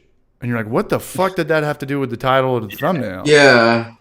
Yeah. They're exaggerating the truth to get people to and watch I hope the whole video, and then they're bummed out at the end. Yeah, at the very end, they don't, what? Like, they barely Like, mention what the fuck? You lied to me. Oh, well, let me go to the next video. No, I think Rogan went down a thing where he was doing that, and it kind of came back. So hopefully people get blowback of like other people like us are podcasting, and they look at that now, and they look back like, you know what? I think Gnome was right. Like the guy said, like, Brett Favre gave all of his money to welfare or stole money from welfare. And then you go back and look at that Pat McAfee video and you're like, No, that didn't really check out. There was a lot of weird shit, but in the title, you're like Brett Favre is stealing money off welfare, and that's like today's big thing. So, but once you click, what happened? Before you watch the video, what happened? You got drawn in, yeah. But what happened? Before you clicked on the video you wanted to see, what two things just happened? What just played before that video? 2 ads. Oh, Cha-ching. Yeah. So you got the ads, yeah. You got the ads, man. Especially when you have that big of a viewership, right? Like that many subscribers or followers or whatever. Yeah, and at the end of the day, that Pat McAfee guy who I watch, like, it doesn't really matter if you subscribe to a YouTube channel now or not. Like, if you're unsubscribed and you're watching someone's videos, they're gonna put it in your face. They're gonna be like, okay, he watches this channel. Pat McAfee, it seems like he puts out like 5 or 10 videos a day that are all like mind-blowing information. I'm like, you know what? I'm out. Like, you burned me out on it. You put way too much clickbait out there now, and you lost me. You know, so I don't know. Maybe I just get, you know, my threshold for being annoyed is a little bit different than others. Maybe, you know, the majority of people eat that shit up all day, or they're new to it. They're like, oh my God, Peyton Manning said I was the shittiest punter. And it's like, do I really fucking care what Peyton Manning said? You are a punter, you know, like who gives a fuck about punters? Like, there's a reason there's not one punter in the Hall of Fame, because at the end of the day, you have the best job in the world. You catch a pass and you kick it. It doesn't have to go through. Hurt. You're never going to get hurt. You can't get hurt, but it never has to go through the field goal. Everybody remembers all the guys that missed the field goals. Nobody remembers any of the punters. If people don't remember you only punted 50 yards, you're a fucking hack. Yeah. It's like if it gets blocked and you get rocked, it's still not your fault. You know, it's the guy that forgot to block. It's the D-line's fault, yeah. If you shank it, there's no like shanks that people remember though. When people miss field goals, it's like Bill Buckner. When you miss a field goal, you're like, damn, that was John Carney in overtime. Or like, damn, that was the guy on the Buffalo Bills that lost 4 Super Bowls in a row. Or Adam Vinatieri made it. There is a skill to punting, though. There definitely is a skill. There's 100% a skill, but it's the best job in the world, because if you're right. If you make a ton of money and nobody knows who you are, you have a great job. And that's what I've learned about. That's what I've learned about. I know you make a ton of money, like, you know, relative to like, you know, your average Joe, absolutely. But like compared to like, you know, the rest of the team, probably not. What do you think punters make a year? $1 million? Yeah, I would say it's about like on their second contract. It's about right. Yeah. I mean, I'm probably wrong, but I mean, that sounds about right. No, I would be very surprised if it's like much more than like 2 million, because like minimum wage in California is $1 million now right now, man. Punters have to make way more than that. I'm just kidding. How much? I said minimum wage in California is $100 an hour right now, but I'm just talking shit. Okay. What up, Walt Longmire? What is true? The Brew Show. Yeah, man. Like punters go out there. Remember those old school guys that would just have like the bar at the bottom? It's like, dude. Oh yeah, like right the one, nose, like the dinosaur bone that goes around. Oh, like helmet, dude, anybody could punch you in the face and doesn't really even have to get close, and they're still gonna break your nose. Like this thing does nothing. Dinosaur bone. Like some Flintstones fender, you know? Laces out, rib man. Bone from like a something source. Yeah, man. Like, just get rid of it at this point. Just go in Leatherhead style, man. Might as well just wear an open face helmet. Yeah, like, you take your cup off. Oh, my God. Punters, man. Punters, man. They're like mocking the other team. We know we're not going to get hurt. We have a dinosaur bone covered. Yeah, and even if you do get rocked, you're jumping up in midair and they take out like your toes and ankle. And you're not going to get hit in the face or shoulders. Oh, my God. Yeah. Yeah. Punting's where it's at, man. How's that Tiger Blood sour? Dude, it is great. Is it the same brewery that Gnome had? Yeah, same one. Same brewery. Yeah. Dude, if I go back in time, I would have been a punter. Get over here. I don't think I've ever punted a football in my entire life. Like, who's like, you know what, I want to go play football. Like, I think it was weird when goalies were like, hey, I'm going to play lacrosse or hockey. What position, son? Like midfield or forward? Like, no, I want to be goalie. Okay, whatever. Maybe the fat kid, maybe the quick kid. But like punter, it's like, did you all come over from rugby? I mean, where does punting, because it doesn't come from soccer, like holding something And then drop kicking it. Yeah. Like, did you do that in your childhood while everybody else was like skateboarding? You were just holding a ball and kicking it in the air? Just saw what happened? Maybe the joke's on me. Yeah, maybe I should have been doing that. I mean, hanging out all day, kicking the ball in the air. It was fun. I used to do that actually. Yeah. Like kicking in the air, like so high you like run to it and can catch it. You know? Yeah. Oh, who hasn't tried that? Right? Yeah, have you guys not tried that? Like, hang time? I used to do that. Yeah. Hang time IPA. I used to do that because one, I was an only child, so I didn't really have somebody to throw the football with, right? Yeah, but you grew up in the technology era. Like you didn't grow up like when you had to play outside. For the record, all Oz is 10 years younger than him. Yeah, I did grow up in the technology era, but like I did spend a lot of time like outside more than I. No, I'm kidding. And I really have no idea what I'm talking about. I'm just giving you shit, man. What up, Battalion Rob? How are you, Barrage? Battalion Rob out there in Florida. All right, I just broke the seal. Hold it down, gentlemen. I'll be back. Gotcha. Battalion Rob, just right in front of everybody. Just start chugging your beer. Yeah. Be like, there's a kid on the Ferris wheel, and just look at him. Give him a little nod. It's like, cheers, mate. What? Hey. This one's for you, hopefully buddy. Your beer looks like this too. So you're like, what the fuck is that? And you just chug it. And, It's a beer. It's like, what? You're not drinking a Tutti Frutti? How was that? That was really good, man. Yeah, I like that beer a lot. Yeah, for sure. Hell yeah. I literally bought it as a meme. Like, I saw that. Oh, really? I was just like, they're meme beers to me. I was just like, fuck it, whatever. Let's see if they're any good. Well, here's the interesting thing about it. Like, blue raspberry is kind of like an artificial flavor. It's not like something that's not a real. Like, there's no such thing as a blue raspberry. Yeah. So, but the fact that like it came across that way, they nailed it. Like, they did a really good job. Dude, yeah. For sure. Oh, yeah. And I'm gonna grab another beer. Yeah, we got more beers. Make some noise. Hey, and at the end of the day, like those people earned it. Like if Steve-O, how come your names are showing up right now? Did I touch something? I think you're on your mouse is over Discord. Oh, there we or go. Something. Yeah, like those dudes earned it. Like Rob Lowe has a podcast. Rob Lowe? Yeah. Like the actor? Everybody has a podcast, and you talk about something for 5 minutes. You go back and you clickbait it. But those guys earned it. They I know they try to get deep and they make you want to cry because it sells more, but they've got a following. So I literally don't. There's nothing on planet Earth I think that Rob Lowe could say that would interest me. But at the end of the day, they earned it, man. Yeah, and some of these guys, people like want to listen to what they got to like podcasts is bringing back like radio talk shows pretty much. But it's different because radio talk shows, you couldn't syndicate your own material. Like Howard Stern back in the day would just talk and they'd have to put sponsors on it. And then maybe, they would do a show on that channel E 48. But nowadays, right, because you needed to pay for the time the live time that you had, right? With like YouTube and Twitch and stuff like that, you don't have to pay a cent. Well, not only that, but you could take a 3-hour podcast on YouTube and turn it into 30 different videos. Like you could literally you're not filming anything new. Maybe that host cost money and you had to fly him out here. Well, instead of like, hey, let's fly another guy out here. Right. Maybe we'll just chop up some more shit about. And you don't have to take sponsorships for your podcast. You already have it lined up, unless you really want to plug shit all day. But no, it's cool. At the end of the day, it's just people putting out free content. I get it because I do this shit. I try to be like, hey, was that interesting? We talked about, what cool shit we talked about tonight. Kegerator versus Keezer.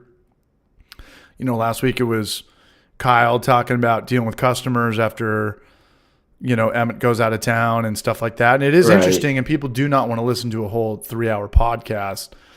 But as long as the content checks out with the title, it's cool. But I just see way too much shit right now where people are just like go for the political jugular, like Aaron Rodgers on. Let's get him to talk about politics or how he fucking hates California, and then you put Gavin Newsom on. You're like, that was just bullshit. That was just a chicken shit grab. All right, here we go. What else we got? All right, Austin Amber. Oh, Independence Brewing, nice. Here we go, baby. Let's rock and roll. We still got 70 people here. What's up, Brian Gale? What up, Sunset Hound? I've been drinking the beer you sent me. I just thought about that. I'm a dumbass. you, I cracked up another. it's like you cracked open like Northeastern beer. I was like, All right, okay, here we go. maybe he's done with the Texas stuff. I totally forgot about this. that. This And reminds when me he of, mentioned, it, I was like, "Oh, so too, I have more beer." Like, Independent thinkers and drinkers. All right. fucking dope. 6.0. Thankfully, this is a alcohol lager, so volume. I'll be done soon. Here we go. Austin Amber. Is this Austin Beer Works? No, that's Independence Brewing here in sorry, Austin. I'm an idiot. It does look like one of my favorite beers in San Diego. That's the Ale Smith 394. They're probably one of my favorite amber ales out there. Super solid beer. Nothing crazy, nothing like fancy or anything, but it does the job. Tastes delicious, gets you buzzed, gives you that social sparkler. All right, here we go. Yo-H-C-H, are you on Untapped? I'm not. No, I like the idea of Untapped for Pokedexes, but I do not like it all for bashing public breweries because yes, I've just seen way too many people write down. I 100% agree with you. Because like people write reviews for beers styles that they don't like, and it's just like, well, if of course you're not gonna like it. Like if you're like, I hate sours, so I went to this brewery that does nothing but sours. It's like, smoky. Well, then what did you expect? Like, I've gotten. I think Maury got a bad Yelp review because the food truck didn't have a vegan option, or like somebody was pissed off that their dog had to be told to put a leash on. So how dare they? Yeah. No, but like I think Yelp and review systems are all just bad for the world in general. I enjoyed doing it because like it was nice for me to make notes on a beer to like remember like this beer, and then like the whole Pokédex thing, right? Like gotta drink them all kind of thing. Yeah, just to remember like have I had this and this and that. But the whole and then especially like if friends who have like the same like interests, like same styles of beers that we like, I'd be like, oh hey, have you tried this? And I can look through it and be like, oh I did, and I did like it. Go ahead, get it, kind of thing, you know? Yeah. You want to hear a funny story, man? You know Battle Mage? You guys might not know them, but it's one of my good buddies that have a brewery in Vista. I mean, Gnomes had their beer, but they opened about 4 or 5 years ago, and Yelp was really big, and any new brewery would be like, hey, I just need Yelp and Google reviews all to be positive. And they got this one Yelp review that was 4 out of 5 stars. Oh, right there, man. Yeah. Post that up. Can you hold that up again, no? Sure. Bottle I've seen them like on your old videos and stuff like that. They're going to be in the new video. They're going to be. It's really cool. Bottle opener. But I've seen their cans and they're really cool. They're super cool, man. They just they need to be in another place in San Diego, which means it's never going to happen. But bring them to Texas. Dude, a nerd brewery in Texas would crush. Dude, it would kill in Austin for sure. See, that's what I like about them. Sure. There's so many of these like nerd stores here in Austin, like the Warhammer and you guys are like coming out. D&D people. Yeah, you guys are coming out to Knoxville soon, and then we're gonna go to Jorge Castro's. We're gonna go down to Puerto Rico in March, maybe next summer. We'll get these vlogs going, man. I was going to say next year I can do Puerto Rico, not this year, I don't think. No, we'll do Puerto Rico in March. That's when Jorge was saying was the cheapest. We're going to be the gruesome threesome, and we're going to go check shit out. Sunset Hound's invited on that one, too. We'll talk after this. I don't know what the hell's going on with Airbnb and travel, who's got time off and shit like that. But if we could ever do a San Diego trip, we'll definitely go to Battle Mage. And it's a rad brewery. I've been wanting to go to try their beers and stuff like that. I've heard nothing but good things from you guys. It's the exact opposite of what I kind of said about earlier. When people are like, "Oh, we need like the best beer and this and that." Well, sure that works, and you can have all that stuff, but you need to have like freedom and no competition, and right. There's 2 million people in San Diego. There's maybe 175,000 in Knoxville. So they didn't look at any of that stuff. Everyone just thinks like, hey, if I have the best wine or best tequila or best whiskey, it's going to sell itself. But it's like it's not. That's the last thing you need to be thinking about nowadays. Like it really is. Yeah. So they had this Yelp. When they first opened, Yelp was the big thing, and I think it was only Yelp at that time. Now it's Google reviews, and obviously Google Untapped was big, there. Yeah. But I remember the owner hit me up. My buddy Chris, who taught me how to brew, one of my childhood best friends, was like. Somebody came in and they were like, hey, best beer ever, great everything. 4 out of 5 stars. And they reached out to that person. They were like, hey, what was going on? Did we not accommodate you well? And the person was like, no, I'm Yelp Elite. That means I only get an allotted 5 stars a month. And it's like, well, what do you mean? It's like, well, if you're the best brewery ever, I can give you 5 stars, but when I'm out, I can only give you 4. So that messed their whole business's average up. So now it went from like 5.0 to 4.7 solely because people that take these rating systems so seriously can't just go around and give everybody 5 stars. And I was like, that's the dumbest system. You know what's funny though? Anyone can go around giving 0 stars. Hold on. Am I wrong? Or no?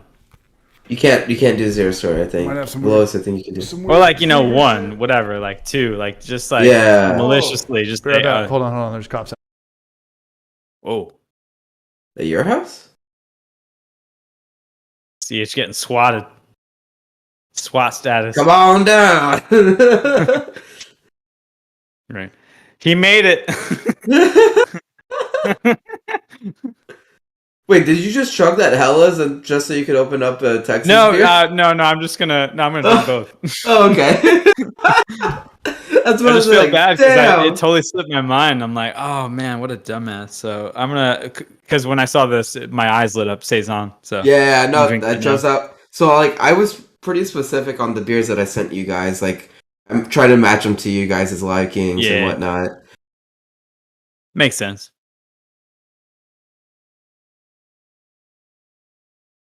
Definitely very floral, that's for sure. I haven't had that one. Since my glass is already taken, I'm smelling it out of the can.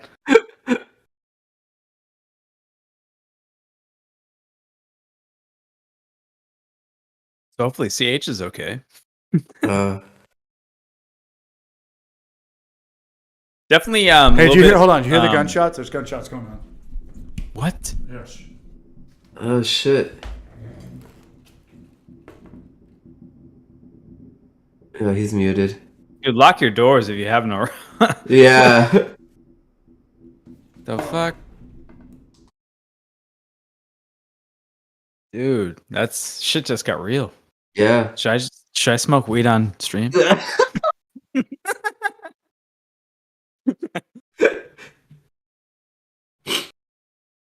That's funny. Should I lighten things up a little bit? Just start smoking a blunt while a CH is getting arrested. Oh, well, he's not doing the shooting. He's not doing the shooting. That's true. That's true. All right. Well, I'm gonna go out right off camera and smoke some tobacco. All Sounds good. Right, enjoy. I'll hold it down. Anybody drinking anything special today? All right, we're good. False alarm. I mean, not false alarm, but yeah, there's been a lot of gunshots in Knoxville lately. False gunshots, guys. Those weren't real gunshots. No, because here's the thing.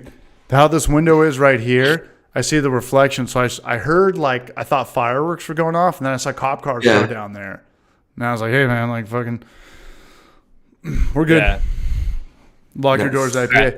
I'm back. No, but it's pretty common. It's pretty common. Like, this is kind of a thing that I do love about Knoxville compared to San Diego. Is like this never, like, it's pretty common here. You scared me how, like, you were like, oh, gunshots, police outside my house. I'm like, what the fuck? At first, so I saw the red lights and I thought somebody was either lighting fireworks out right here, and then I saw another cop car go down, and then I went outside there, and it's like, if it sounds like a firework, but there's no shit going off, there's either a gunfight going on. Usually it's like 2 pops and then pop the other way.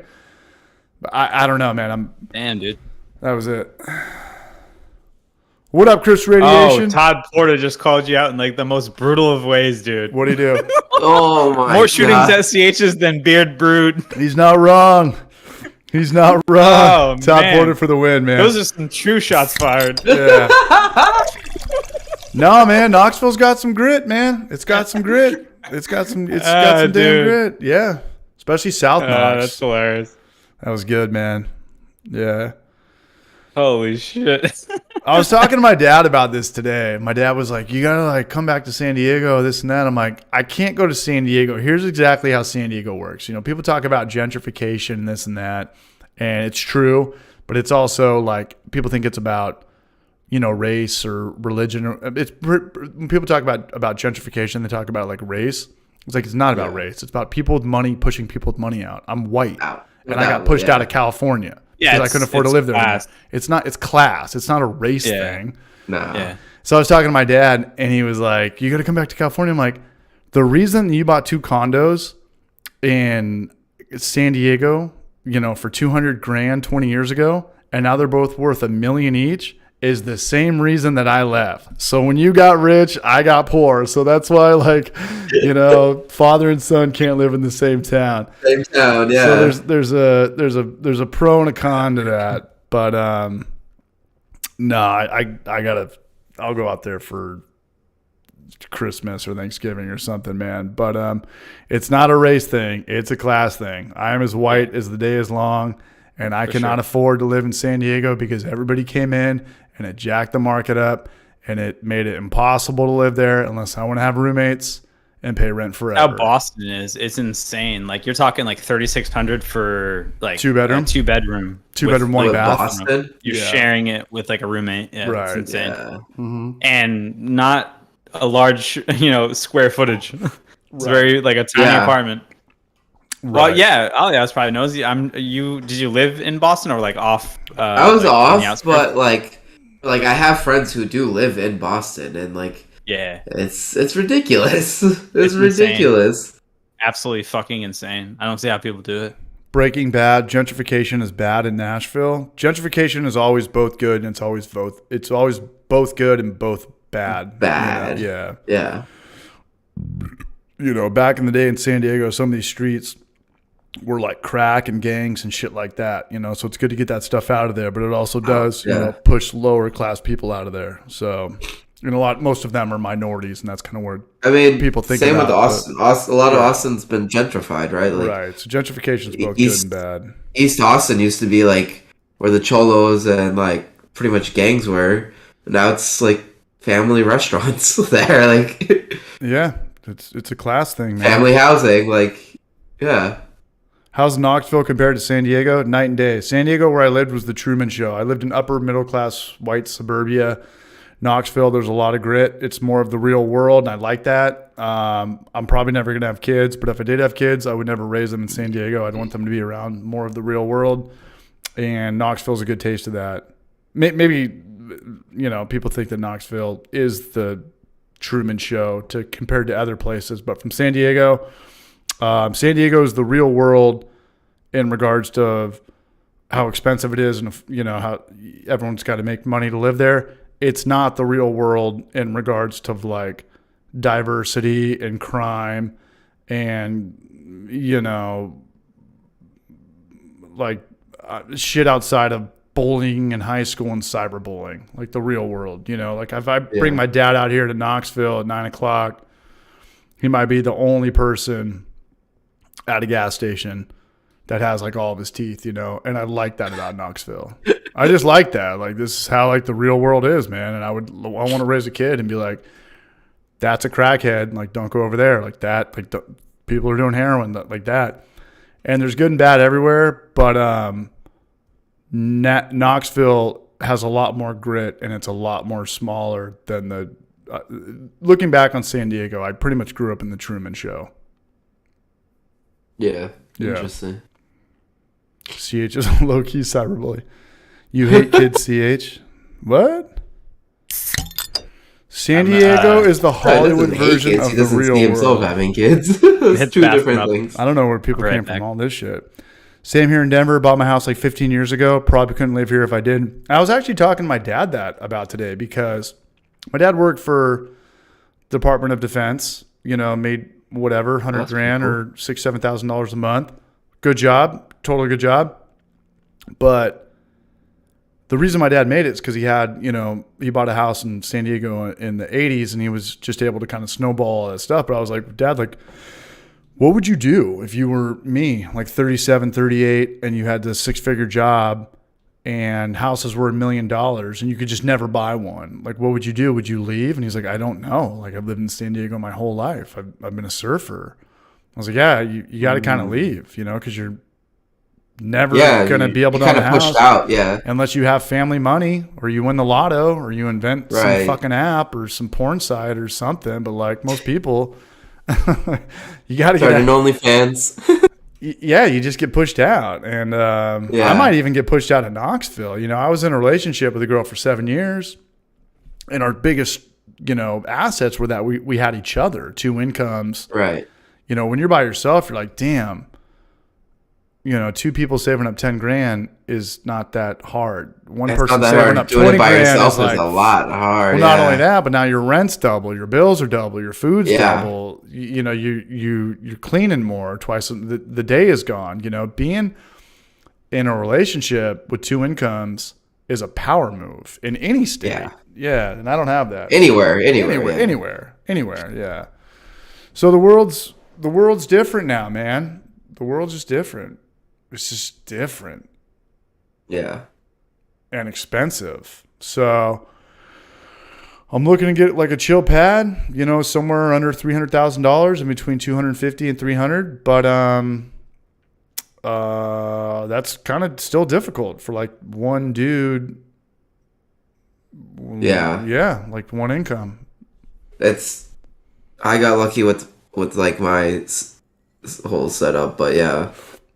Yeah, but life is life, and at the end of the day, like the majority of people I know that do own houses in San Diego, their parents bought them for me. There's like just family money on family money, and it's all through real estate for the most part. Nobody invented anything.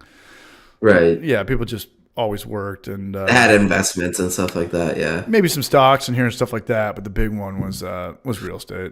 Look, I'm gonna be honest. I don't really like beer that much. Yeah. Yeah, Sunset. You guys want to get Sunset on in here? Ollie, guys, you cool for hanging out for another beer? Yeah, I'm down. Okay, he's kind of sick over there. Easton the Barrages. I would love to. Easton the Barrages moving to Austin. Easton the Barrages is moving to Austin. All right, man. Nice. Get him on. Looks like we're going back to Austin. I got 2 more beers, you guys man. Gotta come back. I'd love to come back. I would love to. I love that town, man. I really did. I 6th Street was the shit, man. 6th Street was the shit. We had a lot of fun. I saw my friends who travel a lot. I'm like, have any of you guys gone? If not, you go. And like we only like scratched the surface of kind of like fun things to do. So like, yeah, I can imagine. Yeah, and you can even travel like to other like neighboring towns. I'm sure. Yeah. And, like, but yeah, I had a great time for sure. There's some more breweries that I want to take you guys out to, and do some other stuff outside of kind of breweries and whatnot too. So yeah, we're not gonna get as drunk as I did Friday, because when you guys come out, we're gonna brew. When I came in on Friday, I came in hot. Dude, you were like chugging like Stash IPAs like they were water, and I was like, God damn. Those were like 7.5%. Yeah, I made the mistake, man. Chris Radiation BrajCon, I think it's going to be floating around, give or take the week or before after November. But it's not on my time. It's on Yeehaw's time. Yeehaw Brewing. But Sunset down. Let me grab a beer really quick. So I got to the Knoxville airport, and I showed up 2 hours late. I've said this before. I fucking just repeat everything in this point. And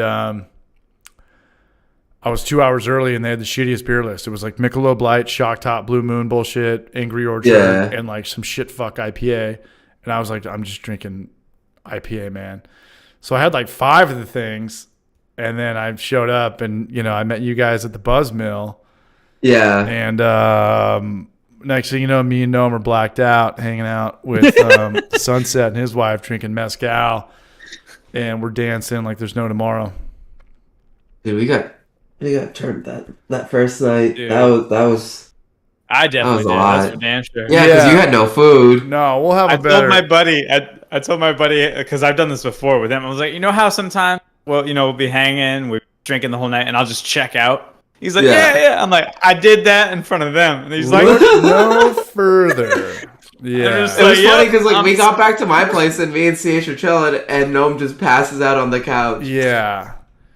So we're like, all right.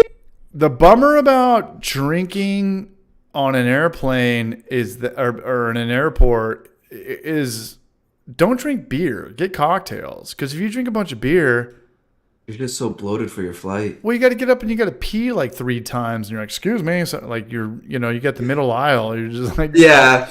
I'm sorry again. They're like, didn't you just go to the bathroom? This is an hour-long flight, CH. Why do you have to pee 4 times? I'm like, How many times? I got nothing, man. I drank 5 of those shit fuck IPAs. Elysian, double space dust bullshit. Space Dust, yeah. Something like that. The same gimmick, some Budweiser. Yeah. Irish exit stout. Yeah, Irish goodbye stout. And no, I should have just sipped on some whiskey ginger. Westward Whiskey. Wait, is Northwest Small Batch Brewing at PDX right now? Because I got a buddy who owns a brewery up there. Christian Ettinger. And by buddy, I mean I met him. I hung out with him twice. But he did a Homebrew for Life video. And his brewery actually has a satellite tasting room at PDX, which is Portland, for those who don't know. And Portland, Oregon? Portland, Oregon's such a rad city, man. Nice. Yeah, Northwest, do me a favor and go to Drink a Hops Urban Brewery for me, man. Because that dude shreds. That dude really shreds. But that was my first eye-opening experience because Oregon's a blue state. It's not like a red or blue state. But I remember going up there, going to Hopworks Urban Brewery, and they had a full bar, whiskey everywhere. Nice. Pizzas, this and that. And I was just like, dude, we can't do any of this shit at Booze Brothers, man. Like we would love to sell people whiskey and wine but California's got it's a whole nother licensing and issues stuff like that. Brewers around here can't do that either. I don't know why they can't do that in Rhode Island. Same in Texas. I've never seen it. But I think the only thing they can serve is wine besides beer. See, California can't do that. And I mean, there's obviously there's I got the 30.99 beer and wine or the 19 permit grandfathered in. There's different permits out there. And when you're grandfathered in because I think you can sell that shit. Like whatever it is. Like there's weird breweries in San Diego that have they've got beer and wine and they have tables like Chili's, but as long as it's 21 up after 8 p.m., just weird permits, it's just too much black and white. Most places are gray, hey. Times mean different rules. If you have an early enough grandfathered in permit, I think you're good. But there's some weird. I've been to a bar in Napa where you could smoke cigarettes inside, literally 2 doors down from the French Laundry in Yountville or Oakville. But I remember looking at the French Laundry. I was like, do I take a piss on this sign? And just my 24-year-old mind, I was like, nah, this place is too legit. 1 street down from that, you can smoke cigarettes inside, and they had these doors that were the OK Corral, like Django Unchained. Oh, saloon type doors or whatever. Yeah, it was awesome. And I was like, we're in California, but this is the most regulated place in the nation, and I'm smoking a cigarette inside, 100 feet away from the French Laundry. But it's they've been here since 1920. They've just had this grandfathered in. Their dad was somebody. The mayor liked to drink here, and they've just never changed it. But everybody else in California, you had to get rid of smoking inside, except for this place. And it was fucking weird, man. But it was cool. I kind of like that. It was cool. It is a little unfair to new places, but I do kind of like the grandfathered laws to some extent. I agree. Like that, I agree, Gnome. If you withstood the test of time, you get that. You earn that. Yeah. It depends, but yeah, that is pretty cool. I think it's super cool, man. If I was opening up a brewery and they were like, okay, you can legally stay open until 10 o'clock. And then 10 years later, a new governor came in or a senator, they're like, okay, we're shutting down at 8 o'clock. I'd be like, no. When I got this at my time, this is my property tax, my mortgage, my loan.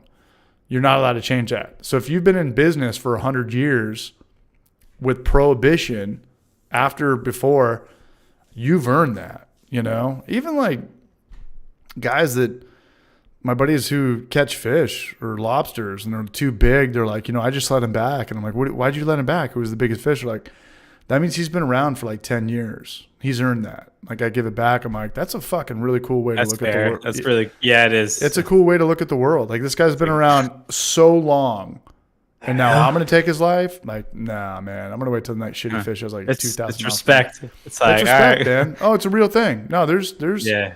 etiquette, whether you're shooting a gun or catching a fish or shooting some animal. You know, you don't shoot it while it's fucking sleeping or taking a shit. You know, like there's do's and don'ts. Oh yeah, you have to, if you're gonna hunt, you gotta properly hunt. Unwritten rules, baby. I love fishing, and I've always caught and released. Like I've never, which if I did, I would obviously like try to turn it into a meal, but you gotta harvest it, man. Like, yeah, don't.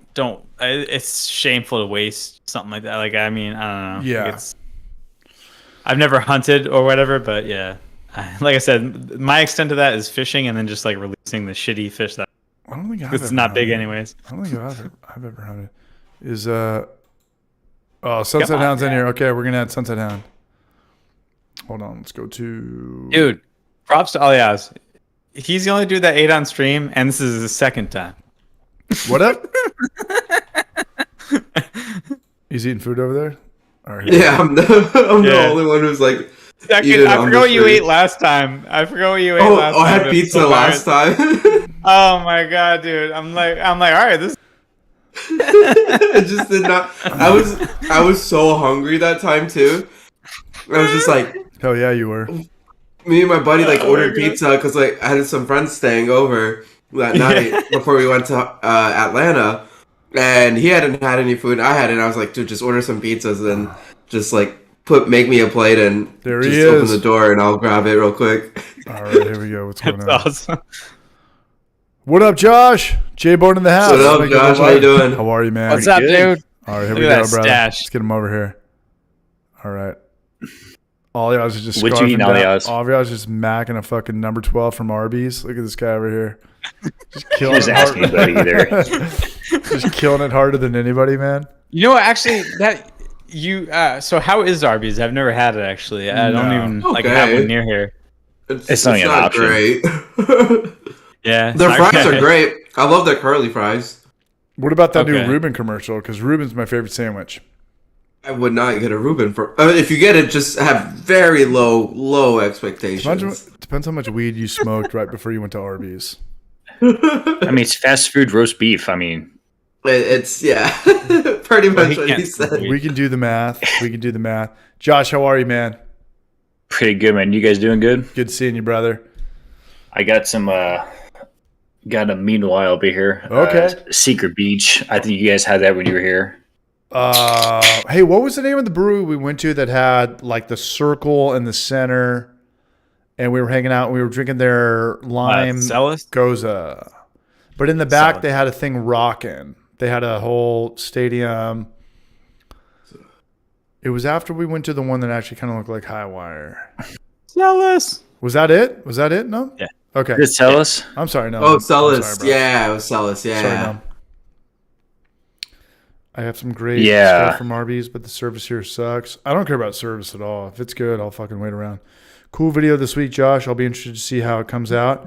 Your more serious brews, man. Brewing Bad. He's still here, man. Good to see East in the Barrage, too. We forgot about East in the Barrage, man. He never wants to come on anymore. What the fuck, Jesse? Well, he's in the middle of moving, man. He's moving down to Austin. He's been just kind of he's packing up his house. It's been crazy. I know what moving. I'm actually going to be in the same boat too. But he's moving to Austin, right? So I know what moving's like.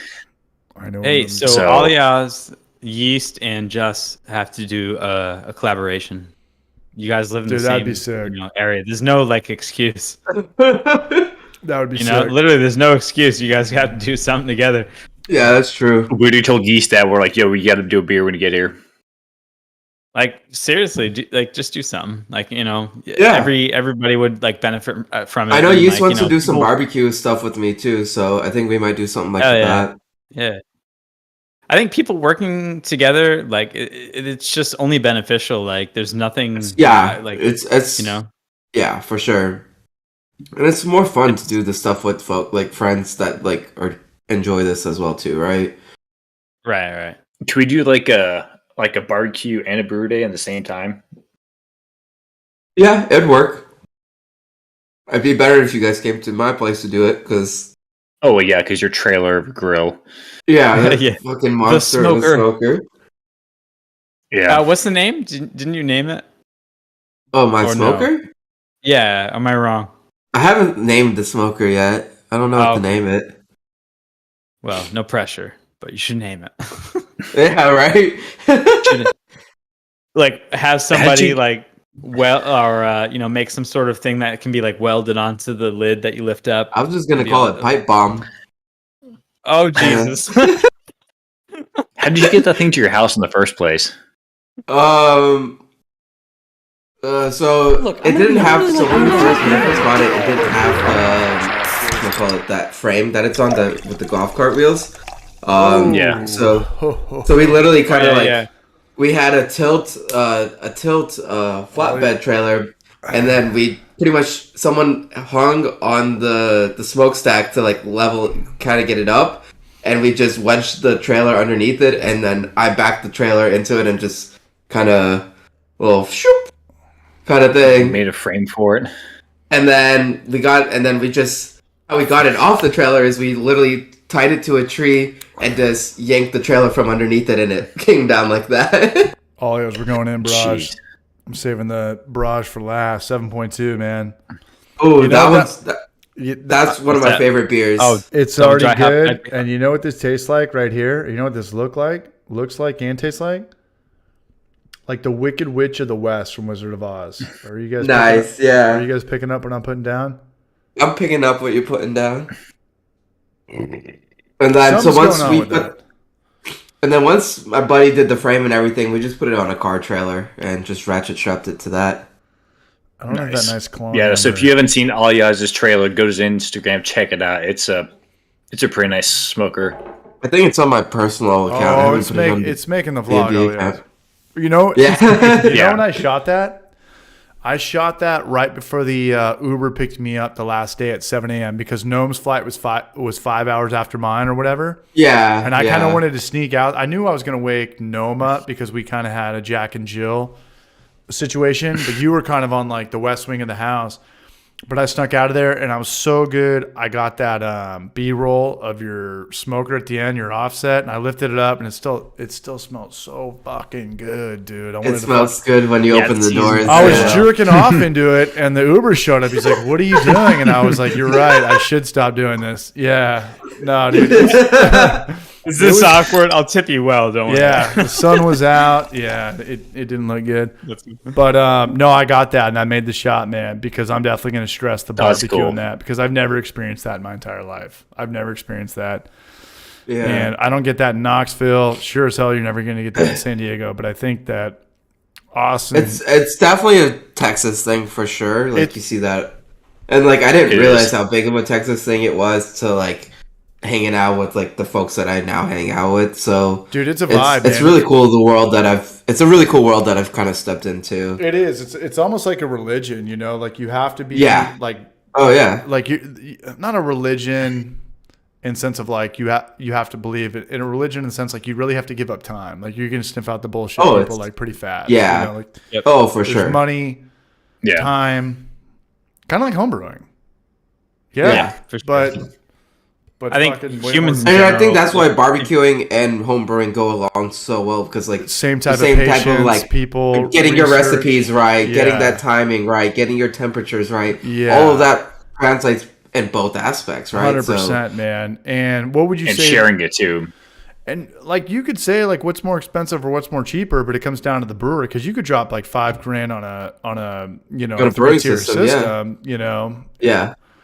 And you said the most expensive part of yours was just getting it on wheels, right? Like the fabrication to just be able to wheel it. Well, so I got a really good deal on my smoker, right? And like it cost me more to put it on the wheel setup. I could have just started cooking on it, but like it was way too low. I won't be able to move it or anything, right? So like it was just too good of a deal to like pass up. And but like in the end, like I still came out way ahead than I normally would have. Like this would cost someone probably $3,000 to $7,000 probably. Oh, brand new, yeah. Yeah, brand new, yeah. And I'm gonna have like brand spanking new, yeah. But people don't know what we're talking about right now because from a San Diego point of view, we think we're talking about like the shit they put outside of Home Depot, next to like the John Deere. No, like Santa Maria style pits. Right, but like this isn't your like Oklahoma Joe kind of thing. No. But when I first got there, when I met all you guys at the Buzz Mill. You pulled me out back. Remember we looked at their smoker and they told us to get the fuck out of there? Yeah, they had that 1,000-gallon smoker on the trailer, yeah. Oh, yeah. I got footage of them, like while they're kicking me out, like film them. That's really going to make them kick you the fuck on out. But it's old school propane tanks, right? Like what's the cylinder come from? Yeah, a lot of it's propane tanks. Right, like old school before there was like the city had natural gas underneath the ground, that you would have a giant propane tank if you lived on the country or something like that, and then they would weld on this thing called the offset where you put the wood in. Is that accurate? Yep, that's pretty accurate. So people in San Diego literally do not know what I just said, and I would have not known that until I saw it firsthand. Noam, did you know about that? Yeah. Well, the smoke box, you mean? Like that's like on the right. long, like ferment, like it looks like a fucking a lager fermenter. You burn on one end and you vent on the other end, so it pulls the smoke through. But I never saw something that was over like more than 3 or 4 feet in width. No, what's all yours? It's probably like 6 to 8 feet. Yeah, mine's about total is 8 feet. Taller than me. Nobody has that shit in San Diego. Nobody has an 8-foot smoker. Nobody has that. Yeah. Really? I mean, there's probably a couple folks that do, because there is West Coast isn't known for their like smoked meats too, though. Keep that in mind. Like, but what's crazy is there's brands but there's people out in California that make smokers, like make fantastic smokers. Yeah, like, well, I'm sure there's some places. Don't get me wrong. Fat Sacks is out of there. I'm from the Truman Show. Everything is bigger in Texas. Everything definitely is bigger in Texas. Like that. What's up, Eric Boy? Especially what up, Eric Boy, man? How are you, Braj? Yeah. The smoker has to be apparently. In the trailer. Yeah. Apparently, CH had never been over 80 miles an hour, and that's what we were cruising around most of the time. Scariest day of my life. Well, speed limit's 80. Dude. 6 months therapy, I'll be good to go again, man. Right? you're talking through it. And just, when you guys come out to Knoxville, you're going to be like, whoa, where's the freeway? It's like you just don't drive on the freeway. Are we driving 20 miles? Yeah, you don't have that. Well, I got to pick you guys up from the airport. The only time I've ever been on the airport in Knoxville is... Or the only time I've ever been on the freeway is go to the airport. And it's weird. I can literally go to like 5 different Walmarts without getting on a freeway. It's weird. I don't think we went to Buc-ee's. We never took the time to go out to I don't think you guys ever would have. Nope. There's one I learned about that place through you, and I think Goose Frobbis as well talked about that. Yeah, but, I've never heard about Buc-ee's before you guys. I have no clue. Goose Frobbis? It's just we didn't ever went anywhere to like sweet little Goosey out there. Being a little goose. Yeah, Goose. What up, little Goosey? So the Buc-ee's would have been like up in Waco or San Antonio. It would have been like at least a 2.5 hour drive. No, there's one in Bastrop that's like 25 Oh, there is, yeah. Yeah, that's a good one too. Yeah. Do you guys get Buddy's Barbecue out there, the drive-through one? Because I've seen a couple out here in Knoxville, and I'm kind of afraid. I don't think so. No, Buddy's Barbecue? No, we have like a lot of Rudy's and stuff. That's about Rudy's, it. That's our drive-through. Yeah. Drive-through barbecue Rudy's. Seems kind of a Arby's vibe. Yeah, but the thing is, like, Rudy's isn't like. Look, I'm gonna be honest. Bad. Like, you'll get some beer that much. Like really fatty stuff, which is just no bueno. Oh yeah, I always recommend people go get the flat from. Don't get the point from them. They're just not well trimmed. Yeah. But I mean, for the cost, Rudy's is pretty good. Like their breakfast tacos with their brisket, it is pretty good. Breakfast taco with brisket. Yeah, their breakfast tacos are legit too, man. It's like 25 cents an item. You get like 8 tacos for like $4. They're great. Fantastic. You know, is brisket the best meat? Is it the most universal meat? I like tri-tip. Like a tri-tip breakfast burrito, though? Like, what's the best? No, you get brisket and sausage and pulled pork. I think pulled pork is probably more common. Because pulled pork is 1, cheaper, and 2, really hard to fuck up. It's really hard to fuck up. Even chicken? tried to. Chicken's easy to fuck up. No, right? chicken's easy to fuck up. Chicken is super easy to fuck up. But chicken is by far the most. That's why the chicken real fast. Is this a brew channel? Sorry, Coach Joe. We got a question from Midnight Madness. Anyone hear about Koji beer? What's Koji beer? I don't know. Oh, I'm gonna Google it real quick and see. Yeah, I'm very good at Googling things too. People are like, dude, do you know this and that? I'm like, no, I'm just very good at fucking. No idea. I'm about to be an expert in a second here. Dude, I'm so good at. I might throw that in a Homebrew Fly video. How'd you know that? I'm just like really good at Googling stuff. I don't know if you know anybody like me, man. How do you know everything? I'm just good at searching things I don't know. I just can figure it out. A lot of my job, I end up. I don't really like beer that much. A lot of jobs like I've done in IT and stuff like that. It's just I'm really good at Googling. Dude, that's all everybody in construction. Hey, can you do this? Can you build me a deck inside out? I want pressure treated this and that. Like, yeah, I got it. Guy runs behind the fucking dumpster, smokes a cig, and he's Googling everything. Come here! Get over here! So the Koji beer is... The rice wine. I'm not sure what Koji is. So it's... Koji rice... So Koji is like the... Koji rice is like the rice that they used to make like sake and stuff like that. I like that you called it sake. We all say it the wrong way down here. Hey, Luke's down here, man. What's up, you brunch? From the land down under. I'm always learning from Homebrew for Life vids. Follow the live stream. I don't see a join button next to the subscribe button. Should it be down there? Down to support. Josh Weidman tried to steal brew for a minute so they can steal food. We'll call it even. I don't really like beer that much. Yep. We'll call it even, man. So I found a... Shout out. Really What's up, Luke? How are you, Braj? Luke was here a couple weeks ago. Back off, war child. Seriously. Oh yeah, I did see him in the chat earlier. He's a sweet boy. A couple weeks ago, yeah. We're going tonight until we have under 50 people, and then we're gonna get out of here because I got a couple more beers in here, Alias. Me too. Yeah, I think I sent you 5, and I think I sent Gnome 4 cans. I got to go to Asheville tomorrow. I did the math wrong. I don't really like beer that much. You're leaving tomorrow? I got a fridge full of Portland beer, so... And I got a glass full of seltzer water. There you go. I'm sick as a dog. Poor child, seriously. I mean, so that Koji beer says it's about 8%. It is a work night. Jesus. That's a real job. Yeah. Who's got to work tomorrow? Might call in sick again. Like I've been calling sick since Tuesday. I've just been feeling. Tomorrow's my last day of PTO, so. I mean, I work at the brewery Saturday, Sunday, Monday. And then tomorrow, I just have to clean the whole house, get the fucking. I didn't give a recipe. I gotta get the. I'm gonna try to film this funny bit of me trying to get the Keezer into the house, but I'm just like flipping it one by one up each stair. I don't think it'll work. I don't know. And then I gotta. You gotta let it sit for a minute if you do that kind of a thing. What's up? So you got to keep refrigerators up because of the pump and stuff. So. After you get up the stairs, you gotta lay flat for a little bit. Oh, I didn't know that. Okay. Yeah. Fucking thanks, Barrage. Yeah, got you. Hell yeah. I didn't know that. I was literally just going to get it inside my house. I didn't want to bring it to Clawhammer with me. It doesn't make sense. Yeah, Chris, I'm meeting up with the Clawhammer crew tomorrow. Jesse's coming out he's out here from New Zealand, and I'm going to meet him, and I'm going to get him drunk, and I'm going to try to wrestle him and see if I win. And we'll just go from there. Look, I'm going to be honest. I don't really like I'm going to kick footballs up in the air and see who's better at catching it. Yeah.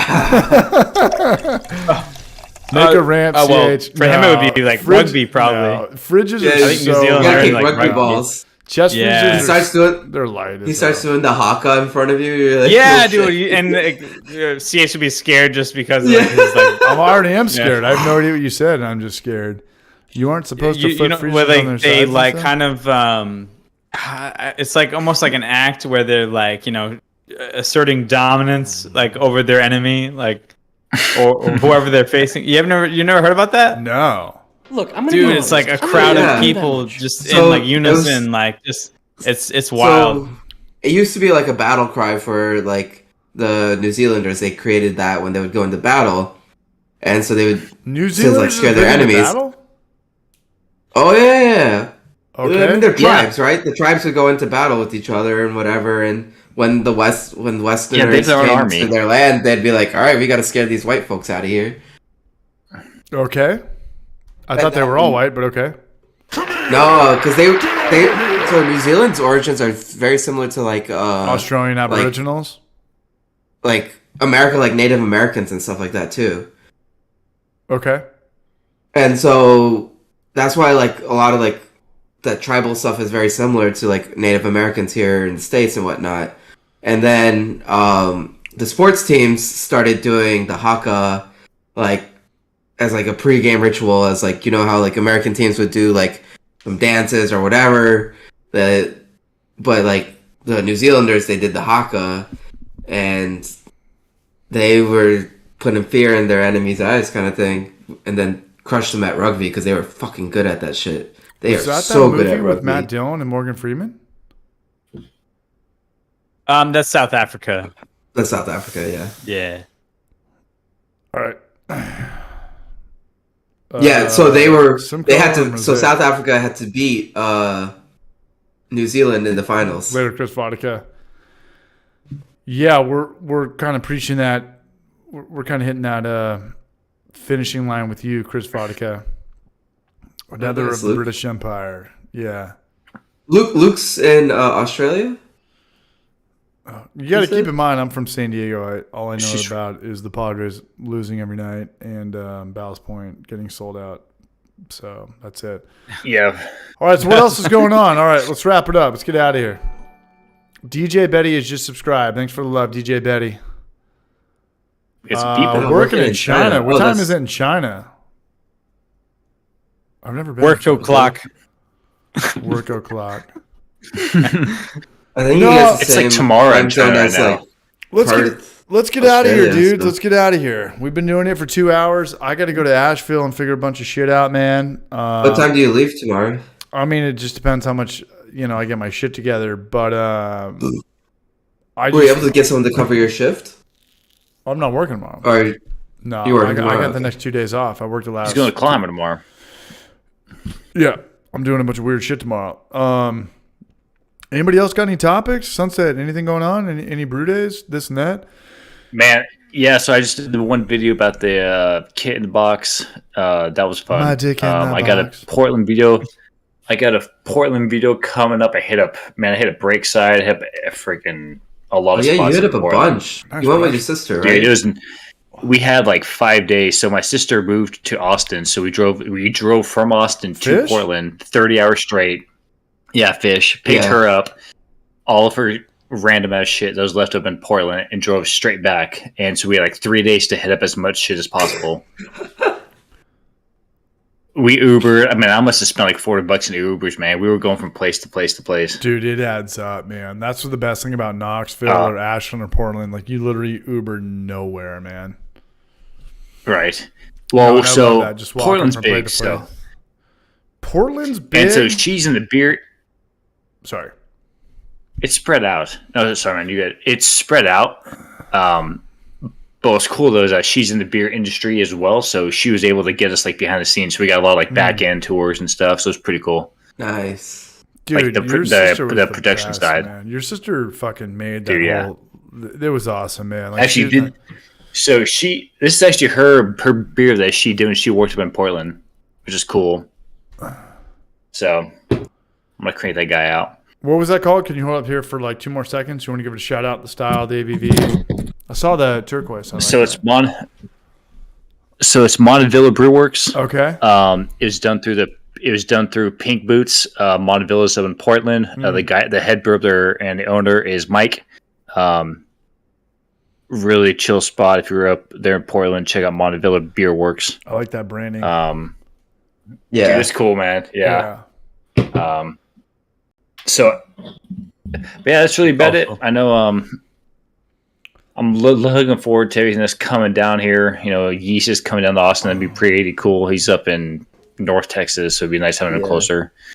Do some collabs and stuff. So maybe get all y'all's on the video. You got to get the I don't know if Alias you- in there, man.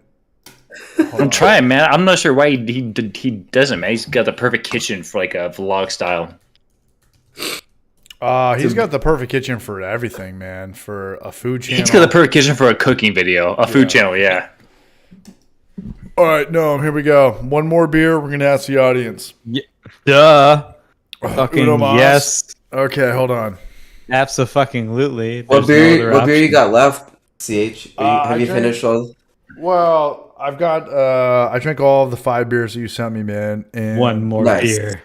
One more, 5 more beers? Dude, I haven't drinking in 4 days. Dude, those 2 I know. IPAs fucked me up, man. I'm having such a good time. Right now. They hit hard. I feel like I'm in a 1996 Volkswagen Jetta all over again for the first time, sophomore year. But I've got a high wire lager, and I've got a margarita sour, and I think that Ooh, that sounds good. Ooh. That sounds good. it sounds really good. And I think about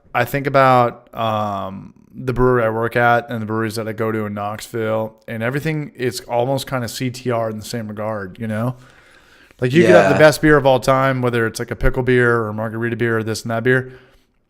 If you just make it sound like something you cannot click away from, like, Right. you know, like I have this one weird thumbnail where it's called an orange creamsicle beer, and it's literally the worst video I've ever made, but it's an orange creamsicle beer. It's like, how could you not click on that? And so, you know, we talked about the riffing tonight about all this shit where people just, you know, do a 3-hour podcast with somebody famous and chop it up and do all this bullshit. But Beer Quad is like drifting collab. what's up? Well, and so it's just Beer Quad was like a drifting collab. Like we'll go Yeah. drifting maybe.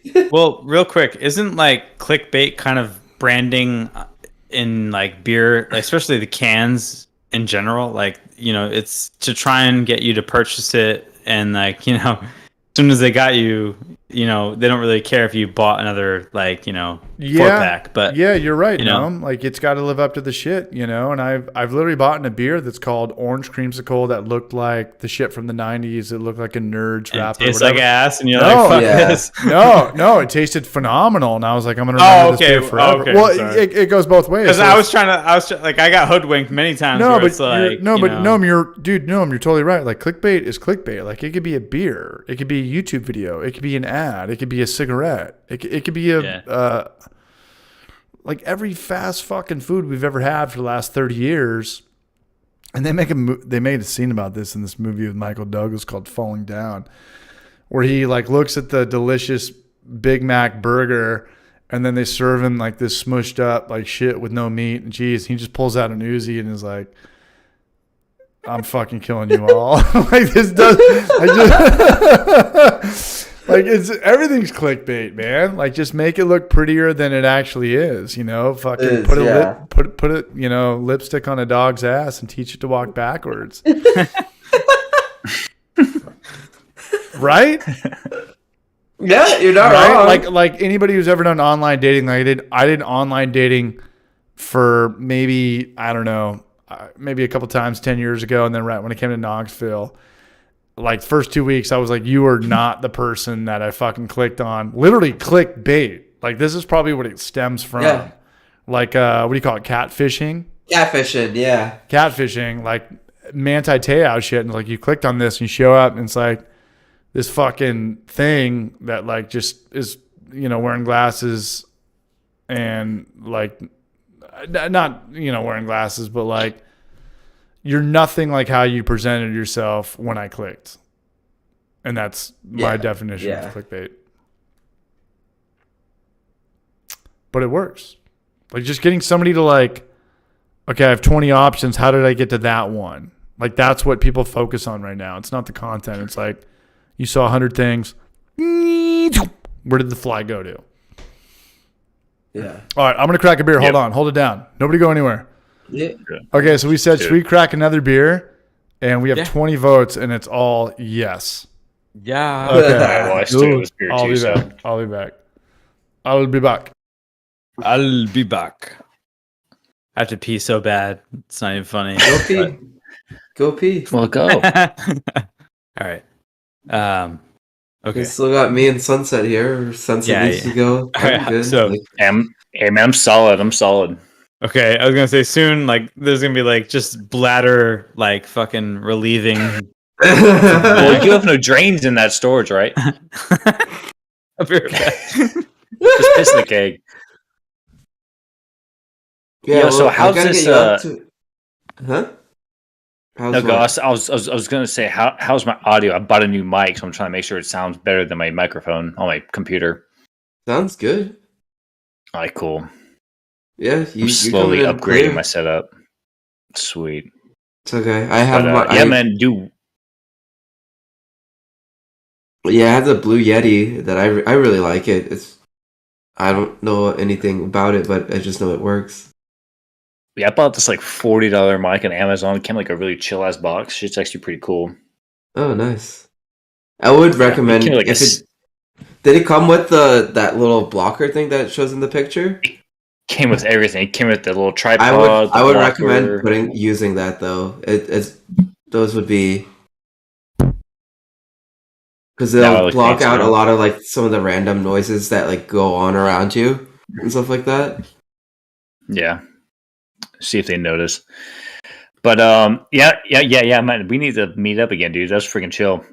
We need to do a cooking video. We got to do a brew day. Like I said, I'm moving, so I'm not going to be brewing a beer for a little bit. So just going to be doing this. I need to brew again. I haven't brewed in a bit, and I need to get a new power cable for my heating element. But once I have that, I'm ready to brew again. I haven't because you were on electric, right? Because you're like a ghost brewer because you don't film anything. So Wednesday they'll come over. We'll film a video.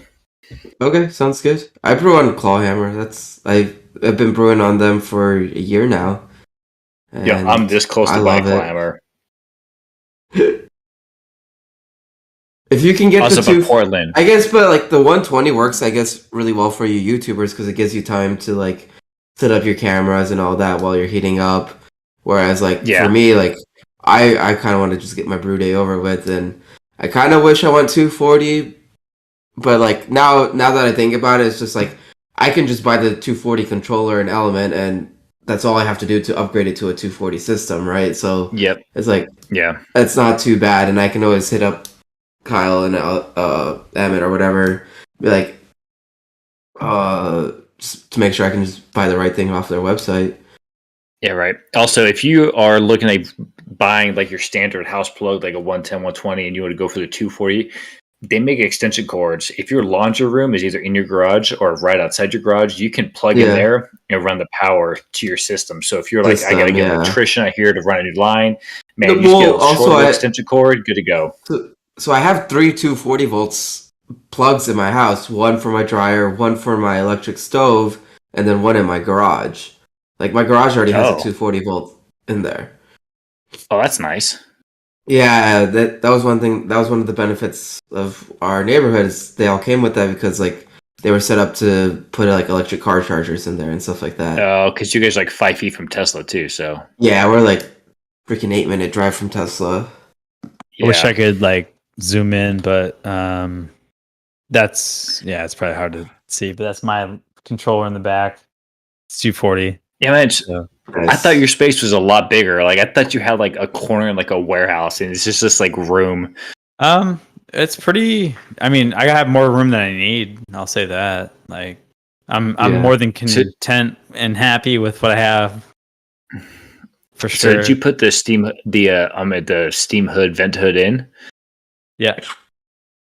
Yeah. I mean, it just goes to the outside. It's like nothing special. Yeah. I don't have like a what is it, like a fan outside of that, like to suck air or whatever. It's just like a shitty, just like it just goes up.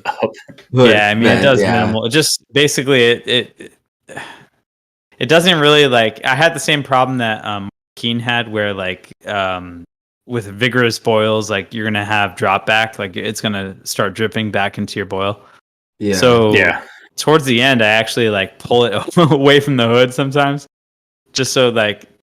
It's because it rubs me the wrong way. Like it seems weird that like it's just collecting and like, you know, filth and just like dropping back into your kettle. So so it doesn't happen all the time, but like in hot days it definitely does. Summer, but sorry. Go ahead. What are we talking about? No. We're talking about like steam hoods. I was talking about a steam hood. I mean, you can probably get like a cheap electric fan and just get some airflow in there. I have one at the above the door. Doesn't really do much, but because there's literally no ventilation in this room. Like the only ventilation is the actual door. Besides, if I put the fan on, which is like not cutting it, it does a very poor job. Like it's just very minimal, does what it needs to do on a brew day, and that's it. Like it's Jeez. barely serves a purpose to be honest. Like this room, like like I said, it used to be a grow. I think I've mentioned that before, but it literally used to grow marijuana legally. So like I converted it into a brew room, and obviously like there's no drain, there's no access, so it's like kind of shitty, but I make it do make do with what I have. Like I said, I'm more than happy to have, but I don't know. And I mean, it works is you have all that stuff in there, so you have a system. Yeah. Well, dude, I used to be in a basement, and like it would be like even worse. Like I would have to like use like a sump pump to like pump water from like a 50-gallon plastic barrel to like the laundry drain. Like it was a nightmare, and like any water sit there for like a month because it was so humid already where it wouldn't evaporate. You know what I mean? Yeah. it was insane, dude. It was just like not optimal whatsoever. But I don't know. So I did that beer kit in my kitchen, and I swear the paint and the stain of my cabinets was about to come off. It was a 60-minute boil, and by the time my house was done, the humidity must have gone up like 40%. It was insane. Yeah. I was like, I'm brewing outside forever now. I'm never brewing a beer inside ever again. So it's crazy. Hard. I've done all my brews inside like my house, my apartment, whatever, and I've like where I set up my kettle right now is right under an AC vent. So I always, every time I do a brew day, I always turn down the AC so it's always running when I do a brew day. And since I'm on the 110 volt system, like I have to keep it. I do kind of like the claw hammer. They keep it cracked open for Look, I'm gonna be honest. just to keep as much heat as I can in there, and so it's some steam does come up and whatnot, but it disperses so much, and by the time the AC just hits it, I've had no issues with humidity in my house whatsoever. Huh. Does Clawhammer sell like a insulated jacket? Yeah, I bought the neoprene jacket for it too. Do you notice a difference with that, or have you used it yet? I haven't tried it without it, so I wonder. Do like a boil with the jacket on, say like 220 or whatever, and do it without the jacket, and then do the boil, turn it off with the jacket on, and see like what like the temperature variance is. I think that would be pretty cool. Yeah, I would love to do more experiments with it. Plus, I want to get back into. I thought about buying one. I want to get back into doing like 3-gallon batches because now that like I'm not hosting as much as I used to because COVID stuff is pretty much over, right? So like people can go to bars and whatnot. But like I want to go back to 3-gallon stuff so I can have more fun with it, I guess. Kind of because your heat times, your brew days like are always shorter with like the smaller batches, right? And 3 gallons of beer is still quite a bit. It's still a good amount of beer, right? So but yeah, I want to do some more experimental beers. I want to play around with more recipes and kind of just have more fun with that type of sense. It's more forgiving if you Yeah, and like if you end up having a bad brew, like throwing out 3 gallons is a lot easier to throw out than 5 gallons. It's a lot less painful. Yeah. Yeah. Oh, that's the worst feeling in the world. Full keg, just. It is. Yeah. Seeing it glug, glug, glug, glug. Yeah, you're just like. So I've never had to throw out a full keg, which I am. No? Knock on wood, no. CH brought it up. It's painful. CH brought it up in Austin. He's like, no, how many, I was like, I had to think about it. At least 2. I know for a fact 2. And I know, like, both of them still was just like, oh. Like, I'm, like, almost crying.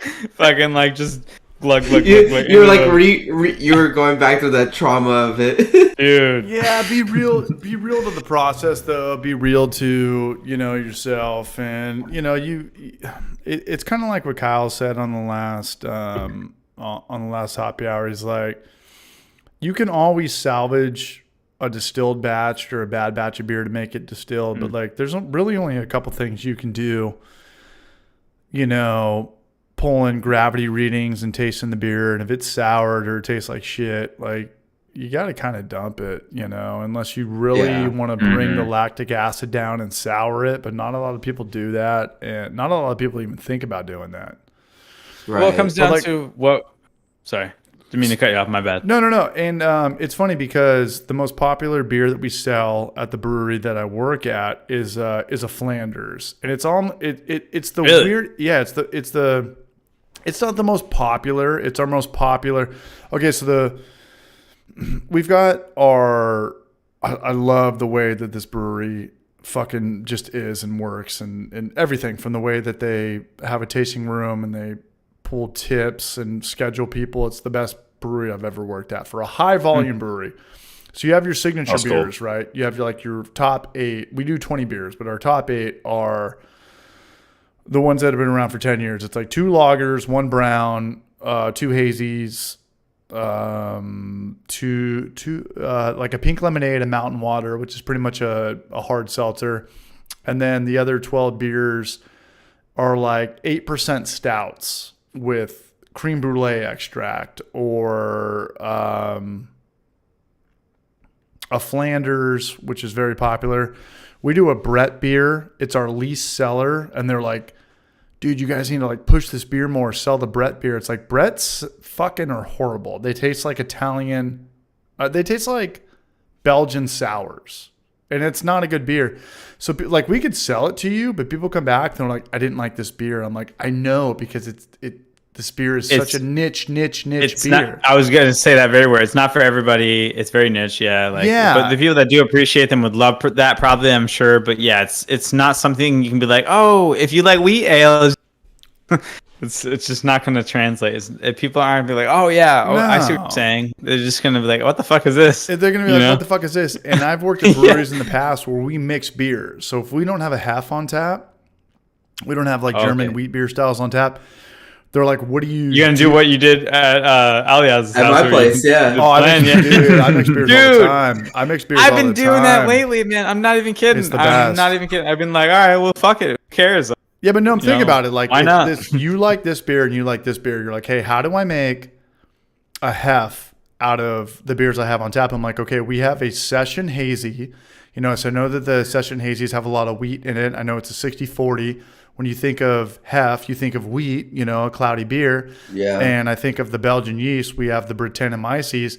But they're like, you can't mix that because it's like not company policy. I'm like, both wrong answers. We should mix this if somebody wants the hef. You don't get that question that often. Yeah. Hef's not that popular of a style. It's just not. Back in the day, I think 10 years ago, that was like I think it's coming back. Because I know a lot of people who love it's big, like early summer, I would say. It's not like big, though. There's no hef in circulation that we know about. There's no beer in distribution that's like, oh, I got to track this hef down. There used to be 10 years ago. Well, here in Texas, there is. In Texas, well, yeah, I was going to say, where Alias, that Celis. There's a few, Celis has their Belgian, but also like Live Oak, their Hefeweizen is fantastic. It's probably their number 1 selling beer. That they have. So there are definitely breweries that's their actual flagship, to be honest. Like, I've definitely seen that. But I mean, it's not like the norm for sure. Not a lot of American breweries like make it their flagship, right? But like actually none do, besides I think Live Oak, and because Live Oak is definitely like that's the one they push out a lot. Like, you'll find their Hefeweizen anywhere here in Texas in cans. I just have a different. What's the reason why easy drinking beer sells? Maybe I'm not employable, because people are like, dude, you have to like sell every style of wine or bourbon and this. I'm like, no. We need to focus on like the 4 that sell and like sell those, and then the 4 that don't sell, we need to get rid of those. Because you're just like, oh, everything's good, and you have a person that comes in, they're like, I'm not a beer drinker. Let me try this and that and this and that. And that's why like getting flights is a kind of a bad idea, because if you have, 4 or 5 flights and people are just randomly guessing, pretty much rolling dice in their mind, you're only going to like maybe 1 or 2 of those beers, and 3 or 4, it's like, well, they're going to think you're a shitty brewery now, because they didn't like 3 or 4 of those styles, because they just got the lowest seller. They just got the Flanders or the Britannia-Weiss's one. Yeah. It's really So not a good thing to sell Just flights. the safe beers. Sorry, what's up, Gnome?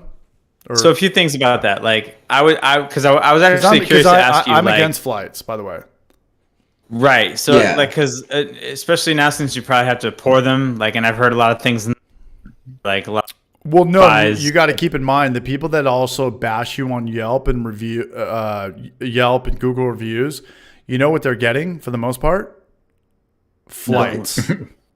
So they're like, hey, Right, their so IPA was good, but like their Belgian sour creme So brulee. they're basing it off of like the worst part of the flight, or the odd duck out. Like if they didn't like one of them, they're like, oh, this brewery sucks. Right. And I get that what it you're- because, well, here's the thing. Okay, so so flights from beer came from wine. That's how it started. People in wine Right. would have a, Napa Valley or Paso Robles or wherever you are, West Virginia, and they would have a flight. Most red wine tastes like red wine. Most white wine kind of tastes like white wine. You really have to look for it. You really have to look for like a dry or residual sugar, whether you're talking Pinot Grigio, which is drier. Right. When you're talking They're beer, very similar. Yeah. you get a flight and you're like, hey, I've never been here before. I'll take one of your sours, one of your dill pickle beers, one of your West Coast IPAs, and one of your margarita stouts. slushies. Yeah. Yeah. And you're like, well, Yeah. that's like, Josh brought that up in chat. Yeah. what's up? They're like, Yeah. you like monumentally like polarizing, Right. beer styles. It's And like all right. you're gonna get like a crazy sour and then like the darkest IPA, and you're gonna You be like, just this beer wreck tastes your like crap. palate, Well, you yeah, 'cause can't your taste taste anything buds are anyways. done. Exactly. Yeah, So and then you're still gonna order a lager. You're like, well, then right. you so know what you wanted. So it really only rolls over to the wine flight if you're doing sucks.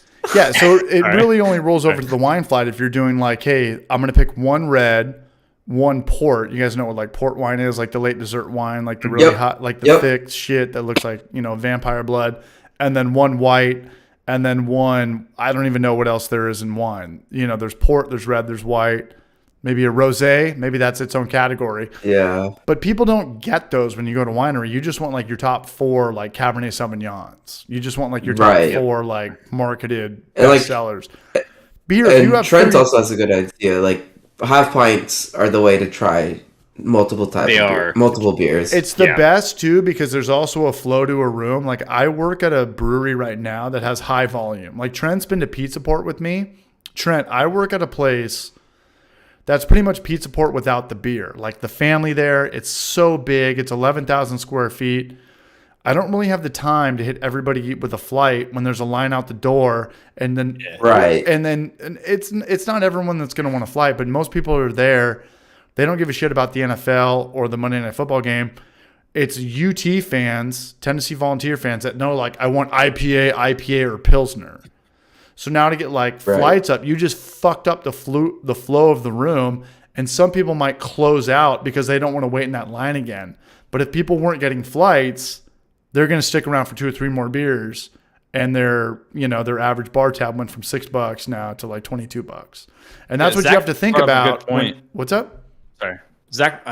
I'm so sorry for like fucking cutting in No, the you're worst good. times. But Zach, like during busy times, maybe don't offer flights, or even certain days. Like if it's like a Friday, Saturday, don't offer flights. Like if it's But Tuesday, Wednesday. But here's the problem with that because Yeah. people come in with that and they're like, I got a flight on Monday and I'm back on Wednesday and I can't get a flight, because I'm the type of guy that's like, hey, I want to open up a brewery with Gnome and Alias, but it's like, hey, we were packed on Friday and the next Friday we were dead, so let's close early. But my manager is like, no, it says on Google we're open till 11:30 p.m. And I'm like, it doesn't matter. There's going to be 1 or 2 more people that are going to show up. They're not going to give you a bad Yelp review. Let's shut down now. Let's keep labor low and let's get out of here. And they're like, no, but it says on Google we already did it once, so we have to do it again. Fuck all that shit. Maybe I'm right, maybe I'm wrong. But especially in California, where you're making $16, you're paying people $16 an hour to pour beer. Hour, yeah. I get paid You're $2.13 losing money there. an hour. I work at $200, $300 a night. but my hourly wage, minimum wage in Tennessee is $7.50. But if you get tips, if you're pouring drinks, you make $2.13. So it's like, dude, this guy just walked with $300. Do you really want to pay him $16 an hour in California? No. In Tennessee, well, it's $2.13. Maybe. So I'm still trying to figure out the whole like freedom of state and, you know, like shit, man. If I'm like making $300 a night, don't even pay me an hourly wage. I'm already making $40 an hour. Yeah. Like, don't even pay me a fucking hourly wage. But in San Diego, you're like, I would want to shut down early because the dishwasher over there, he's making $18 an hour. The guy flipping burgers or whatever, the labor's too expensive. I want to shut down early, you know? So I'm still kind of learning these things right now. Yeah. I've learned a lot this year. It's fucking gnarly. So how do you at the place you work at? How do they do their flights? Because the thing that I've seen is a lot of places where like overinflate the flights. They got like the custom flight board. They got the map marker or like the chalk pen, the sparklers, the charcuterie board, and they bring out the flight. And it's like, yeah, it's going to take you 10 minutes to make this flight of five beers. That's a great question. I think that's a great question, and I think flights ultimately go parallel with customer service. Like if you just pour somebody a flight and you're like, here, that was it. They're like, what? There you go. But if they're the only person there and you sit down there and you can talk to them and be like, this is that. About this each is beer. like, Yeah. they're gonna love that place forever. I think flights I think flights and customer service are the gnarliest things you have to worry about in regards to getting like a bad Yelp review, or maybe, you know, on the other side of that, a lifetime customer, you know, like a lifetime word of mouth. But if you're like, here's your flight. So like, you think Like when you go to a burger joint, we they're just like, adjust? here's your food, here's your fries. You're like, cool, I'm just so glad to have it. Fine. Right. When you go to an alcohol place, like you want to know the story, you know, oh, it's barrel aged. Was it oak? Was it French? You know, fuck, you know, and that's a good question to ask if you're the only person there or the bartender is like not dealing with a line. But customers don't get that. Flights work. I think flights work for like small breweries kind of thing, and more of like a more personal type of experience, right? Like if you can sit down with the guy who's pouring these beers and be like, okay, like walk me through this flight kind of thing, right? Like, dude, totally. Okay, this is and right. It came from wine, man. Like I'm from because that's how they did it with wine. Dude, most wineries in Napa aren't like big tasting rooms. It's like you almost go to like someone's like back house or whatever, and it's like one guy that can give you like the best experience. Breweries aren't like that though. Yeah. So that's where it's kind of conflicted with like the flight thing to trying out a bunch because you want to hear about it versus how much time does this guy actually have to give you like the best customer service, and it doesn't work the same way. Yeah. So when I was up in Portland, I went to Ex Novo. Which is another brewery up there, and they did a fresh hop flight, and it came with like a note card that had like everything about the hop, like where it came from, who was the, you know, who grew it, the characteristics of like the hop. It was crazy. It's rock and roll, and baby. I like actually spent like 20 minutes. I spent like 20 minutes at each beer. It was like, okay, I got that. You know, I could taste this. I could taste that. But I would say it is more of a tasting like wine. It wasn't like, okay, this beer tastes the best. I'm gonna get shitty on this one. You know what I mean? I think the culture of flights needs to change a bit.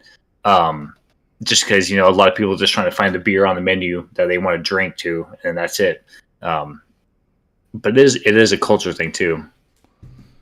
Yeah. And it is a culture thing. I think most Americans like having their asses kissed. Like when I was in Europe a couple months ago, it was legitimately just like, here's your beer, get the fuck out of here. There was no customer service. There really wasn't. Unless you went to fine dining. You want to be friends?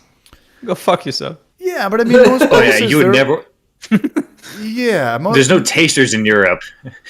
No. There's no tasters in Europe. They look at you, say, get the fuck out. Yeah.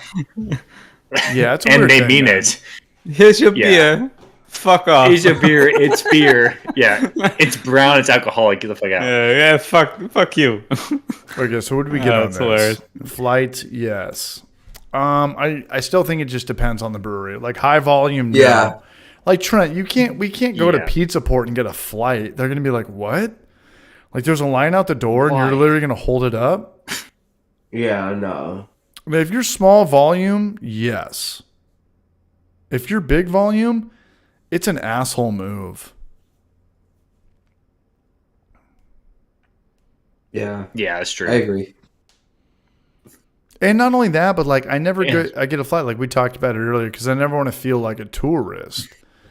Like here's the two things I say. I say, hey, what do you sell the most of? And whether you're doing food or steak or ribeye or barbecue or beer or bourbon, every server's gonna know.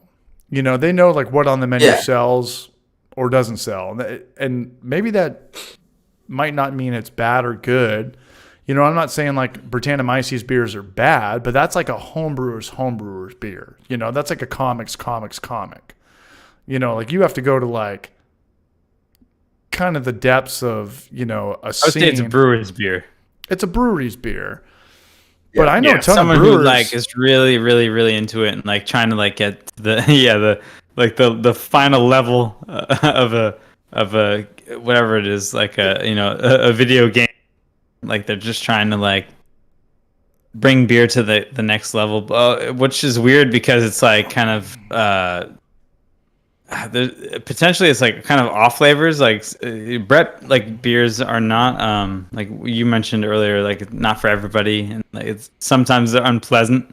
Brett beers are just weird, man. I get it. It's a way to sour. Britannomyces is a way to sour beer. It's not going to work as good as Lactobacillus plantarum or lactic very acid. Minimal sour. But. It's a minimal sour, but it also gives off like that Philly sour vibe, and that's exactly what the brewery that I work at, Britannomyces beer, tastes like. So to like make a big hoopla and can it and all this shit, it's fucking dead weight, dude. But what's cool about it though is it also cleans up bad off flavors eventually. Like it can given time, it can actually morph a beer into like something else, which is cool. Like, and that's its own thing, and people don't really understand it actually because it's also like rolling the dice. To be honest, like you don't have a clue what the fuck's gonna happen. But I respect that as well. Like that's pretty much like what barrel aging is like.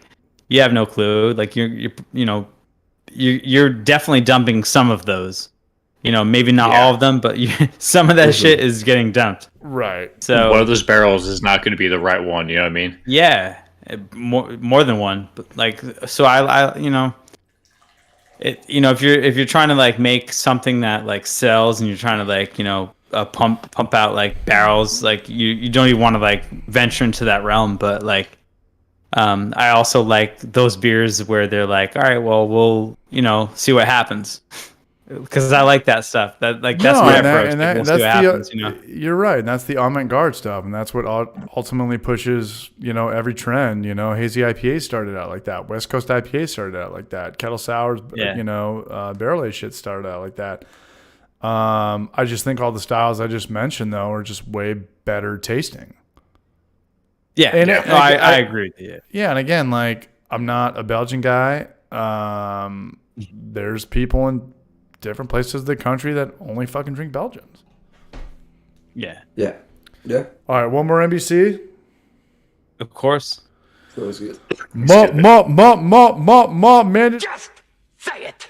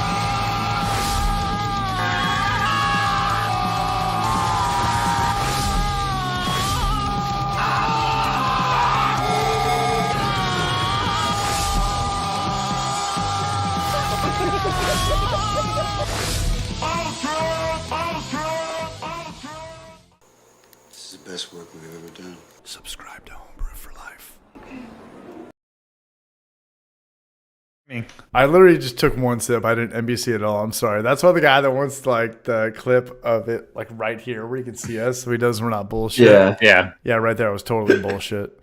I was 100% bullshit. You need to get all the Oz's. You need to get all the Oz's golf swing in there, dude. I've got that. That'd be sick. Dude, I just want to get rid of this San Diego vlog so fucking bad. Dude, yeah, it's you're behind, man. You gotta do that. Then you gotta do the Austin one. Yeah, but Austin, I'm actually Austin. I know how to like concept for, but this one, I just figure like I gotta send it to people and make sure I don't rub my friends the wrong way. At the end of the day, like there's politics in life and there's honesty in life, and my friends can be like, yeah, CH is right. Like, why the fuck did I open up a brewery in San Diego? I feel like a fucking horse's patoot. And they know that, but when you hear it from somebody else, sometimes, then it becomes real. Everyone knows, like, their life. But when, like, your dad tells you or your mom is like, hey, you fucked up. Your friend's like, you were out of line. You're like, yeah, it became real. I'm not saying, you fuck up. But sometimes you just need to hear a third party to be like, right. I knew it the whole time, but when you said it, it just became 100% proof. Yeah. Does that make sense? And, I got a chance to talk to a lot of brewers and brewery owners last week. And you could definitely tell that, like, the drive for brewing beer was still there, but it was no longer, like, the hobby. And a lot of them started as home brewers. They were just like, I want to start a brewery. It was great. And then eventually it was just like, man, I got to wake up, go brew beer, do that, and they kind of lost like the love for it, and so my views and opinions of opening up my own spot kind of changed, because I like the YouTube thing, I like home brewing, I like touring around, so I think that's going to be my little vibe there. Maybe get involved with a couple spots, but owner operator, I don't think that's definitely worth the risk at this point. Anything's a good idea as long as it's done right, man. Anything. Totally. Absolutely. Anything. All totally. right. I'm going to go hit the head. We're going to come back. We're going to say goodbyes. Is that cool? Sounds good. Cool. We're at 52 right now. Damn, we skipped to 50. Hey, right, we're still above 50. That's pretty good. 50. I could send a text. No YouTube video out this week or anything too. Like, that's pretty good. Yeah. No, 53. We're going up For it being midnight where I'm from. That's pretty. Yeah, it's almost 11 here for me. Yeah. So tomorrow is my last day of PTO. So yes, Yeast, if you're still here, I got to shave my mustache back into A, B, and C. But oh jeez. Yeah. And then are you gonna trim it down or just shave it up completely? So I gotta get it in the inside, the outside of the lips, and I have to get it above the top of the lip. So it's interesting. So the end of the lip, okay, the little creases here, it can't go past those. Okay. Yep. Yeah. And it cannot go down over the top of the lip.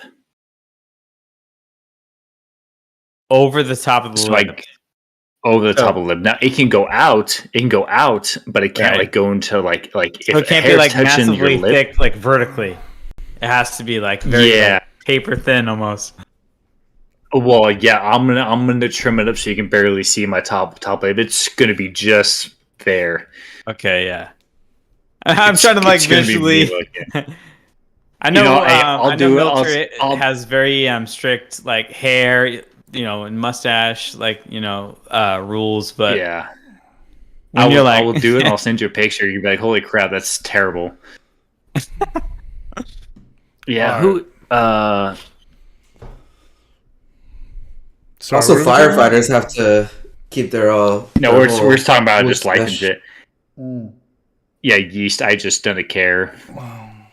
Tomo's getting out, and they're like, "Okay, cool."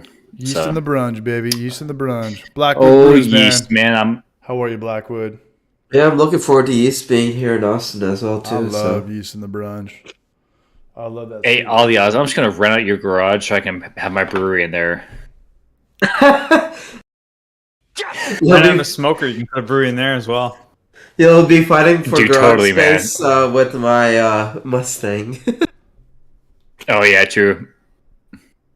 Because the reason why I don't brew in there is because, like, one, it's too hot during summer, and two, it's Dude, I work on the car a lot in there too. So this summer was stupid hot. I think I brewed like one beer this whole summer. yeah, Really? that's why I like my 120 volt system. I just brew inside the house. It was just, man, it was Brewing like inside 110 of AC degrees. There's is no way. Later ZP, So later nice. Zach Parson, later Braj. I've Looks like definitely people been are there. camping Like, out. yeah, some days where it's like, it's literally torture. Like you're in a room that's like just so hot where it's like, fuck this. Yeah, especially when you have to wear a mask. But It's the worst. but no joke. CH, part of myself and the other, couple thousand people here were literally excited to see you start coming back, doing some beer videos. Your Keezer build out stuff, man. It'd be really cool. I don't know if it's a couple thousand, man, but I really like that, man, and I needed that because I was burned out. And I was telling Ali Oz and Noam, I was like, dude, I'm just like, I don't want to be hungover for Asheville. I always like. So last week I worked 35 hours a week pouring beer, dealing with customers, and that's all I do, man. 37-year-old beer tender, Yeah. because it's a good way to be a W-2 employee and get my days freed up. But me and Kyle got drunk, and I was just like, dude, like I can't edit, like I can't look at this shit. Sometimes I close, I wake up, I go to bed at 2 a.m, dead sober, and I wake up, it's like fucking noon. I'm like, I have to clean, I've got to hit the gym, like I can't edit. I got to be in work in like 4 hours. Go to work at like 4 or 5 o'clock, man. But I'm not out in Tennessee to pour beer. No offense to anybody who's a bartender or beer tender or a wine server. I'm out here to buy a house and grow my channel and get better at beer. So I appreciate that. And buying that keg raider thing, that chest freezer made it real. It made it really real. Like I needed that. Set you up in the right path, kind of thing. Yeah. No, man, because I've told all y'all and Noam this a couple weeks ago. Like when I first started this channel, it was like really get good at beer, and then I really wanted to get good at like YouTube and like get clickbait shit. And now like I'm gonna go back to that. And at the end of the day, I know like what this channel is financially. It's it's kind of okay. It's kind of not okay.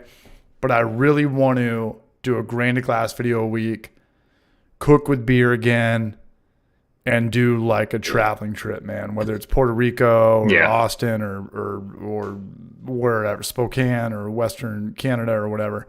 But I know that I'm going to be around beer my entire life. So I might as well this is Homebrew for Life is like my Pokedex. Like this is like, and I talked to Noam and Alias about this. Like we went to one spot, definitely one spot, and we drank some beer. And I just told him, I'm like, I'm not going to bash this place in the vlog. They're just not going to be in it. Exactly what you're talking about. That one place, we all know. That place where you order beer. Text me where and you went, please. that one place where you order beer and the girl behind the bar. Oh, you want a beer? Oh, shit. Okay. And she All grabs hold on a second. floor. Yeah, She like we grabs- walked in and she's like did not make eye contact or anything. Like she just kept talking to whoever she was talking to. Hey, you know what's funny about that, Alias? You know what's funny about that is like that brewery would work in like most places in America. Like that could work in like Eastern California or parts of Kentucky. Yeah. But that place in San Diego, it's like you're the dumbest motherfuckers who ever put money together ever. Here's the thing too. They're the newest like kid on the block. You have can't to do that. fucking No. You have to go over the top. Right. You have to. You Right. can't do beer minimum. You Right. can't be like, oh well, here's your fucking beer. You have to like, like even like I was like, What's the trying to place see called? the, We like, can brew setup. I was like, say it. I was like looking through the other room, It was like like it was Starship, like not no, set up well at all. So Starship, yeah, so Just told us about the this. cat's out of the bag. No, so it doesn't matter. Hey, it's not on the Humber Fly video. But here, All right. so we went to Just's house. You weren't there. So we went to Just, and Just was like, hey, there's this new place that opened up down the street. And we thought like he had already been there and he vouched for it. And he was kind of like filming. So he was kind of, he was filming, and I think he was super baked. And, he was doing a brew day and filming. So like 5 guys show up. This is actually kind of my nightmare back in the day. And we go over there and we Alias drove by it first and hooked a right. And like, we're like, what? And then Where the hell is it? And we pulled over in this ghost town parking lot, and I remember. Yeah, we're like, I think it's down there. I'm not sure. But all I was just like, dude, we got it. Like, it's here. And I was like, got what? And we went down this back alley, and all I remember is there was like this Mexican soccer bar on the left-hand side. These guys that were hanging out right outside. next to it. Yeah. And all I was like, yeah, it's like up here on the right. I'm like, what's going on right now? Like, wait, hold on a second. We never talked about the fact that was a Mexican soccer bar. You knew it was. I know it was. Hilarious. What are you talking about? Like, do we? Oh yeah, we knew. Like yeah. I knew exactly what it was. What That's hilarious. Yeah, because they're all sitting outside on like a plastic table. No, but there was there wasn't like even a 50 TV. They were just Bud Light listening bottles. they were listening to the radio that was coming in. Drinking Pacifica or something like somebody that. had like That's hilarious. Somebody had a 3-watt speaker. So, sorry, I didn't mean to like. And I'm looking at.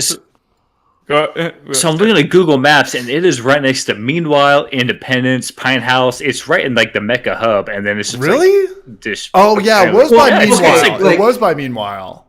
Yeah. So it's got a 4.8 stars. So we didn't even we Google. literally didn't fuck that. So we got like 2 tasters each. And we kind of looked around. We're like, they're playing like Star Trek or Star Wars or something. And everyone's got like blueberries in their beer, and we all kind of look at each other. We're like, the fuck is going on? So we're like, we all just. So this place has got. So they're gonna be the first. So we get out of there. They want to be the first beer on Mars. This place sucks, man. They're not making it past Austin. No way. So then we go to a cool brewery, and we show up, and we're like, Just, what the fuck was up with that place? He's like, oh, I haven't been there. And I was like, oh, no shit. Yeah, story checks out. Anybody who's ever been there is not going to recommend this place. There's blueberries in the beer. Do you think that's going to start a trend? They're like literally floating at the top. Blueberries are for cupcakes, man. This place looked like a fucking scene from like Friday the 13th or Jason Voorhees shit. You're like, everyone's just kind of looking around. When we got in there, it smelled bad. But you know what's up? There was places like that in San Diego 12 or 13 years ago that were like exactly like that. And you're like, you know what? They put margaritas or they put blueberries in their beer. We have to try it. Like 13 years ago in San Diego, that was like fucking, that worked. That was the shit. It worked. Yeah. It wasn't the shit. I have to go here. But you're like, dude, I've never heard of anybody that put like blueberries in their beer. You know, and then you show up there, you're like in this weird ass business park, and you're like, what the fuck? Like, what the fuck? So after, 10 years can change a lot, but I remember am I supposed to eat the blackberries? Yeah. It also, blueberries? I was going to say, like, when you're taking a sip of the beer and you have to, like, chomp down and you're like, fucking... Yeah, does it come with a spoon? Yeah. Like, do you eat them when they're at the bottom? Like moonshine, you eat the fruit. Like moonshine, you eat the fruit for the extra little kick. But beer, nah. No, and I like fruit in beer. I like fruit in beer. Like what Alia sent me tonight, that lemon. Beer, that was good. But when you have to put like a fucking strawberry in there or an orange wedge or like 4 blueberries, I'm like, I'm out. Because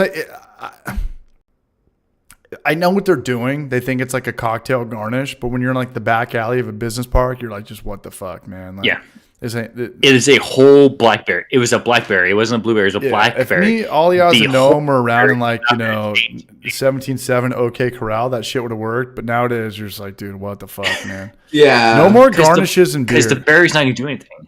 Yeah, no. Unless you're Blue Moon, which we've already talked about that. But Blue Moon. Okay, she's still up. But lime in your beer? Yeah, salt and lime dressed. Oh, what's your take on dressed beers with like tahini, all that stuff? The lime, the lemon juice, the rind, the flame, everything. I like it. Seasonal. You like down. it? I don't flavors mind your it. beard. Yeah. It flavors your beard. Just gets all up in your beard. Yeah. I dip my beard. I dip my beard in some spices. I take a sip and I just like. Okay, I'll shut up. Yeah, spices work way better than garnishes. Garnishes are my biggest pet peeve, man. You know what's funny, Gnome? I didn't even think about it until now. Garnishes and beer. Like all I do is think about Shock Top. What's the other motherfucker? Blue Moon. Blue Moon. Like putting a wedge on a beer is like, okay, so all the deliciousness in the beer, and I'm supposed to like take the fruit, which any little kid can buy, and like chase it or shoot it with it's. I hate garnishes with beer. I fucking hate garnishes with beer. Like, what do they do? Like a little Hawaiian umbrella in there. Look, I'm gonna be honest. I don't really like beer. That much. As far, like Dos Equis, lemon and lime, like that actually works. Right. But other than that, nothing.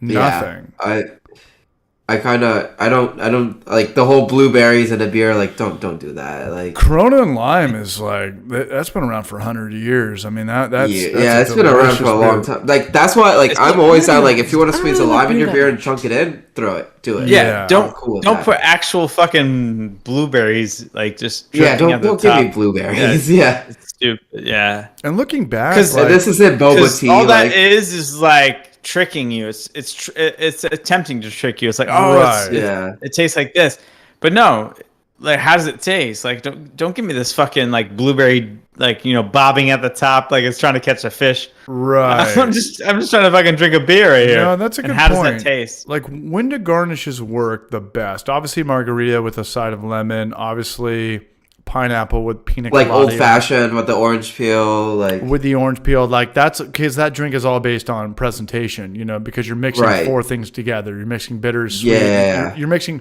What is an old fashioned? It's bitters, sugar cube, bitters, bourbon. It's four things you're mixing. Cranberry, maybe.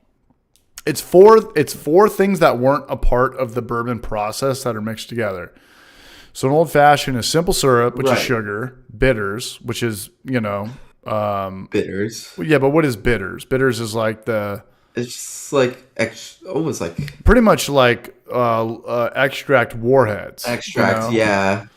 And then you're doing it's like herbal stuff. It has to be in the glass, right? The glass is like part 5 of it. It can't be in a coffee mug, like you could have the best martini of all time. But if you pour it into a coffee mug or a thermos, it's like, it botches the whole point. If you have the best beer of all time, it doesn't matter if it's a tulip or a 10 ounce or a taster or a coffee mug or a thermos, it's still the best beer of all time.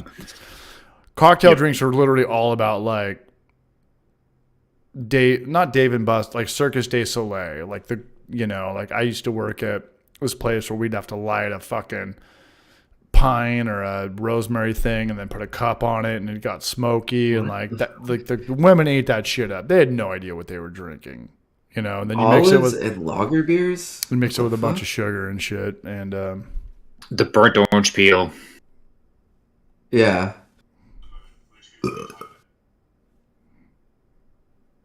Oh man. We just lose CH. What's up? Oh, I thought we lost you. Not saying like no. They I'm just pick jerking up the off. whole I'm just orange, jerking they off shave to it. the Bruce's last post. What's up? Like when they pick up the orange, they shave it and they burn it with the torch. Yeah, put it on the wood. They put the cup on the wood.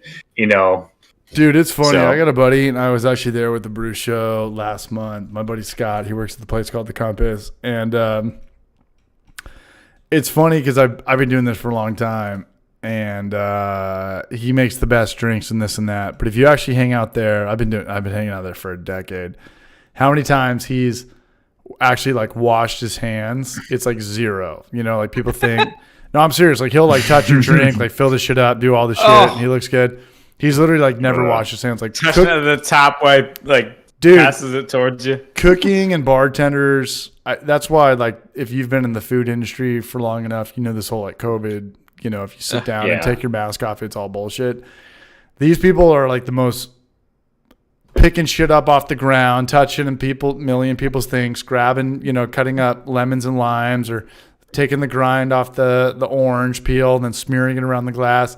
These people are like the exact opposite of doctors in terms of like, putting your hands up and like, fuck it, dude. Nah, man. They're sharing bottles and types in the screen with the cashing out. No, man. Anybody who's in the food industry, the California COVID laws. There's a line, like, they cross it almost immediately. Nah, Like, fuck man. it, I don't give a no, shit. like my dad, who thinks like if he goes to a restaurant, that piece of ahi and salad is like the pristine thing that's like never been touched, comes out of like an airport container. I'm like, no, man. In the back, there's people like nibbling on it, grabbing it, bus boys, food expediters, servers. This shit touched the ground. They picked it back up. 3-second rule. They don't know shit, man. What's up? Dan Cook from Waiting, you know? Like, you're so worried about COVID, you're going to go out and take your mask off and you sit down and you think like, now you're safe. It's just goofball shit, man. It's just silly. It's just silly fucking shit. It's just silly shit, man. It's just silly shit. Terrible. Dude, I worked at a French cuisine when I was 25 in La Jolla called Tapenade. And they fucking hated me. Like these French people, these French and Italian people were like, dude, if you were like, you know, if you bent over to like clean some shit up and they saw a little bit of skin on your ankle, like your black sock, you had to wear black socks. Didn't go up all the way. They'd like pull you over, and this French guy would like smoke a cigarette in your face, blow down, and be like, "Have you never worked in a restaurant before? Like, what the fuck is going on?" I was like, "Dude, I'm a white kid that like, you know, I complain about everything and put it on Facebook, this and that." We were nibbling on food. We go back there, you know, every server's wearing a tie and a vest and this and that. And everybody would come in, you know, be like, "Hi, how are you?" It was the richest people in the world. It was like Janet Jackson and Junior Seau when he was 11. "Hi, how are you?" This and that. "Good to see you again. Let me take your coat." As soon as they would hit the corner, it would be like, we didn't drink hard at this job, but it was like, fuck the customer, like, fuck everybody. I'm touching their food, not touching their food, but like, I'm going to nibble on this. If a cook put something on the hot shelf under the heat light and something fell off, like a little piece of like baby mandarin orange, somebody would like grab it and like slurp it down. I'm like, COVID, right? Like, take the mask off. Yeah. like if people. How much were you making at that job though? What's up? How much were you making at that job though? I was a busboy there. This was like after 2010, like after that big housing market crisis. And I'm actually, they hired me. Like it was pretty much a family. It was pretty much one of those like, you know, like most like real good Italian food places. It's just like the family, or really good Asian food places. Everyone's like a cousin. So I actually had a college degree from Sonoma. I knew a ton about wine, and by knowing a ton about wine, I mean I can bullshit. I knew how to talk wine, and I got the job, and they were like, "What? You know, you're going to be a busboy and this and that." And I was like, "Well, I actually want to be a server and all this stuff." They're like, "No, dude. Like these people have been here for 20 years. They make $500 to $1,000 a night. We just need you to like pick all this, bus tables and all this shit." And I was only there for about 6 months, and I think like I didn't like, I wanted to be there, but I think I got fired. It was just like too gnarly.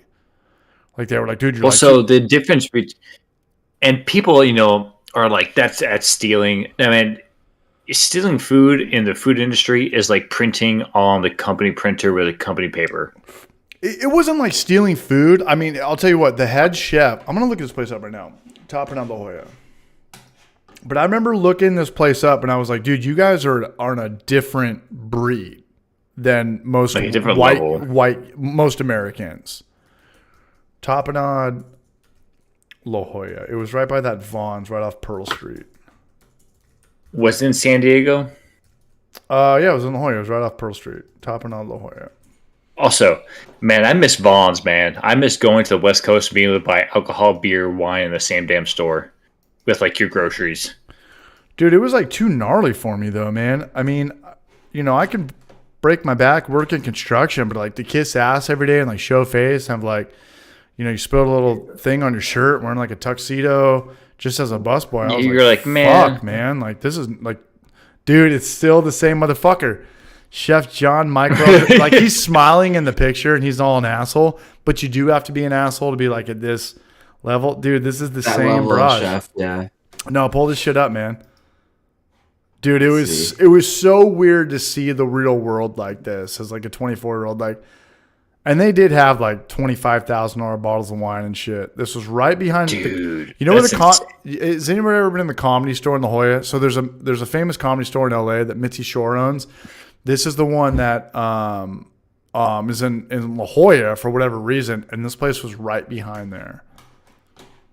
Okay, This is some crazy French cuisine. Yeah, but like just straight out of the gate, it's in La Jolla. So you're in the richest fucking place in San Diego. And San Diego's the richest fucking place in the nation. Besides like maybe a couple spots in LA or San Francisco. Yeah. Let's look at the menu. So how much were you making when you worked there? Nothing. Fucking nothing. It was like a pay your dues place, and I couldn't do that. Like you hear all these good stories about. Well, I wasn't a chef for one. I just wanted money. I at this point in my life, I didn't care at all about food or anything. Yeah. Because this isn't. So would they like trust you with this wine, or would you have to like go like just get the glass, or would you have to pour the wine too? This is some expensive wines, dude. This is nuts. The dude that made the most money here was the GM, and this guy was like, his name was Luda. I always called him Ludicrous, which probably didn't help. Which probably didn't help for shit. But this place had like no sense of humor. It was just like the straight old school like French way of like even Thomas Keller, and I do respect this guy in a sense because I wouldn't hire me if I was him. Me and him have different thought processes. You know, I want to bullshit and this and that. This guy's like, I want to run a restaurant like a computer program. You know, and in my mindset, I was like, you know, I just can't kiss that much ass, man. Like, I want to like talk some shit from time to time. This guy can never talk shit. Where this guy is in his life, you have to. No, this guy has to just suck dick for fucking ever. Okay, in 97, he moved to San Diego, restarted the formerly distinguished Tapenade restaurant venture. 2015. I remember this guy coming up to me and seeing a little bit of like I bent over to clean up some shit, and I had the black pants on, black shoes on, black socks on, but I wore like this fucking dude.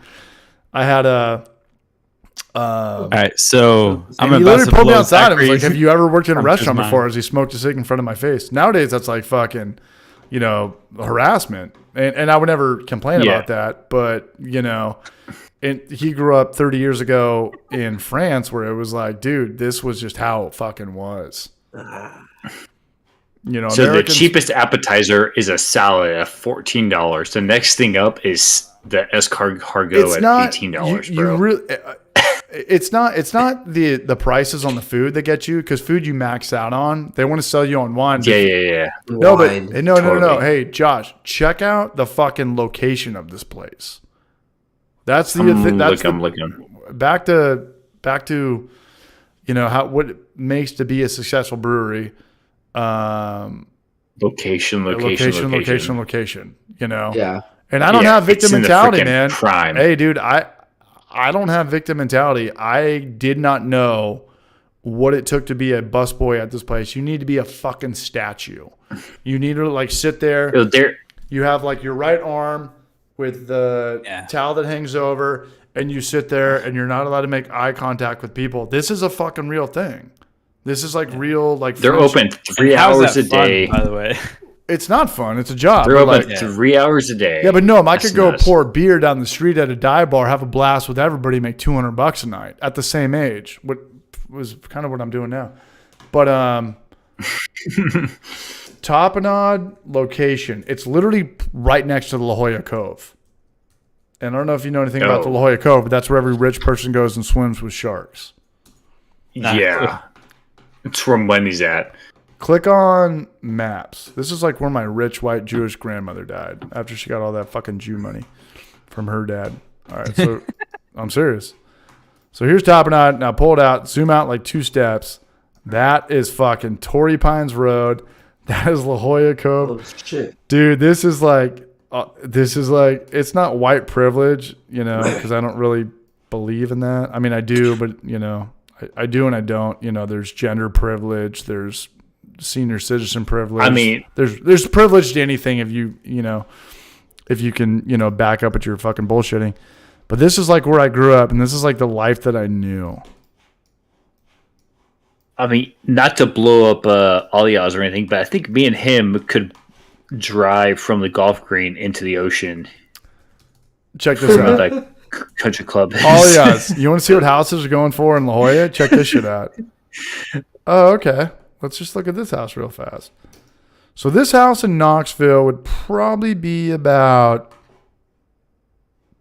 maybe like $600,000. This isn't a good example. This is actually kind of a nice house. So in La Jolla, Let's see here. Don't go to the high school though. So in La Jolla, that's. And Trent knows there's a billion places in LA that are just like this. Jesus, like Trent, what's the richest place? Oh yeah. Trent, what's the richest place in LA? Probably like, okay, $19 million. Square footage.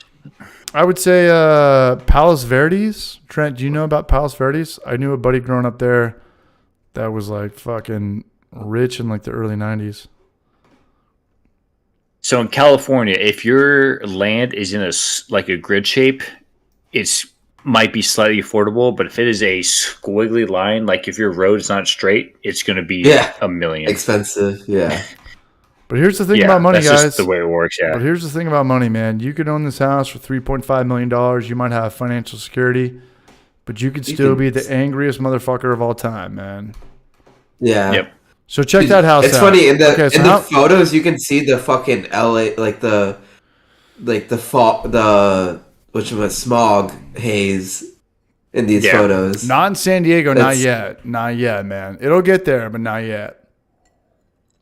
Yep. No HOA though. That's pretty cool. Fuck yeah, they have HOA. Everyone's got HOA in California. So, but it's different though. It's not like a suburbanite Texas HOA though. It's different. Yeah. Come on, Because this Texas house in Texas would be what, like $600,000? This is $3.5 million. Oh, your estimated mortgage is $19,000 a month. Oh, okay.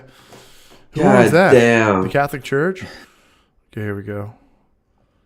I mean, it's a nice house, but still, you're paying for something.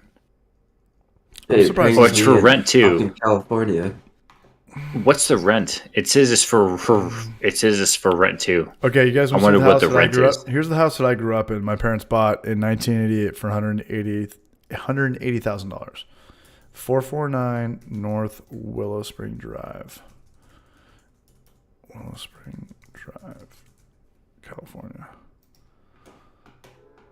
Yes. So when the description for this house says that the closest school is UC San Diego, like it's like, okay, cool. It's not like elementary school or anything crazy. You want to hear college? You guys want to hear some crazy shit? This house is going. This is the house I grew up in. Like Little League. My parents were married here. I lived here till my parents got divorced. That's my dad's master bedroom. That was my downstairs living room. I vividly remember this house. It's got a different kitchen remodel, clearly different. But this was like my childhood up until 2001. 3 years ago, this house was $1 million, and now it's $1.8 million. And nothing much changed.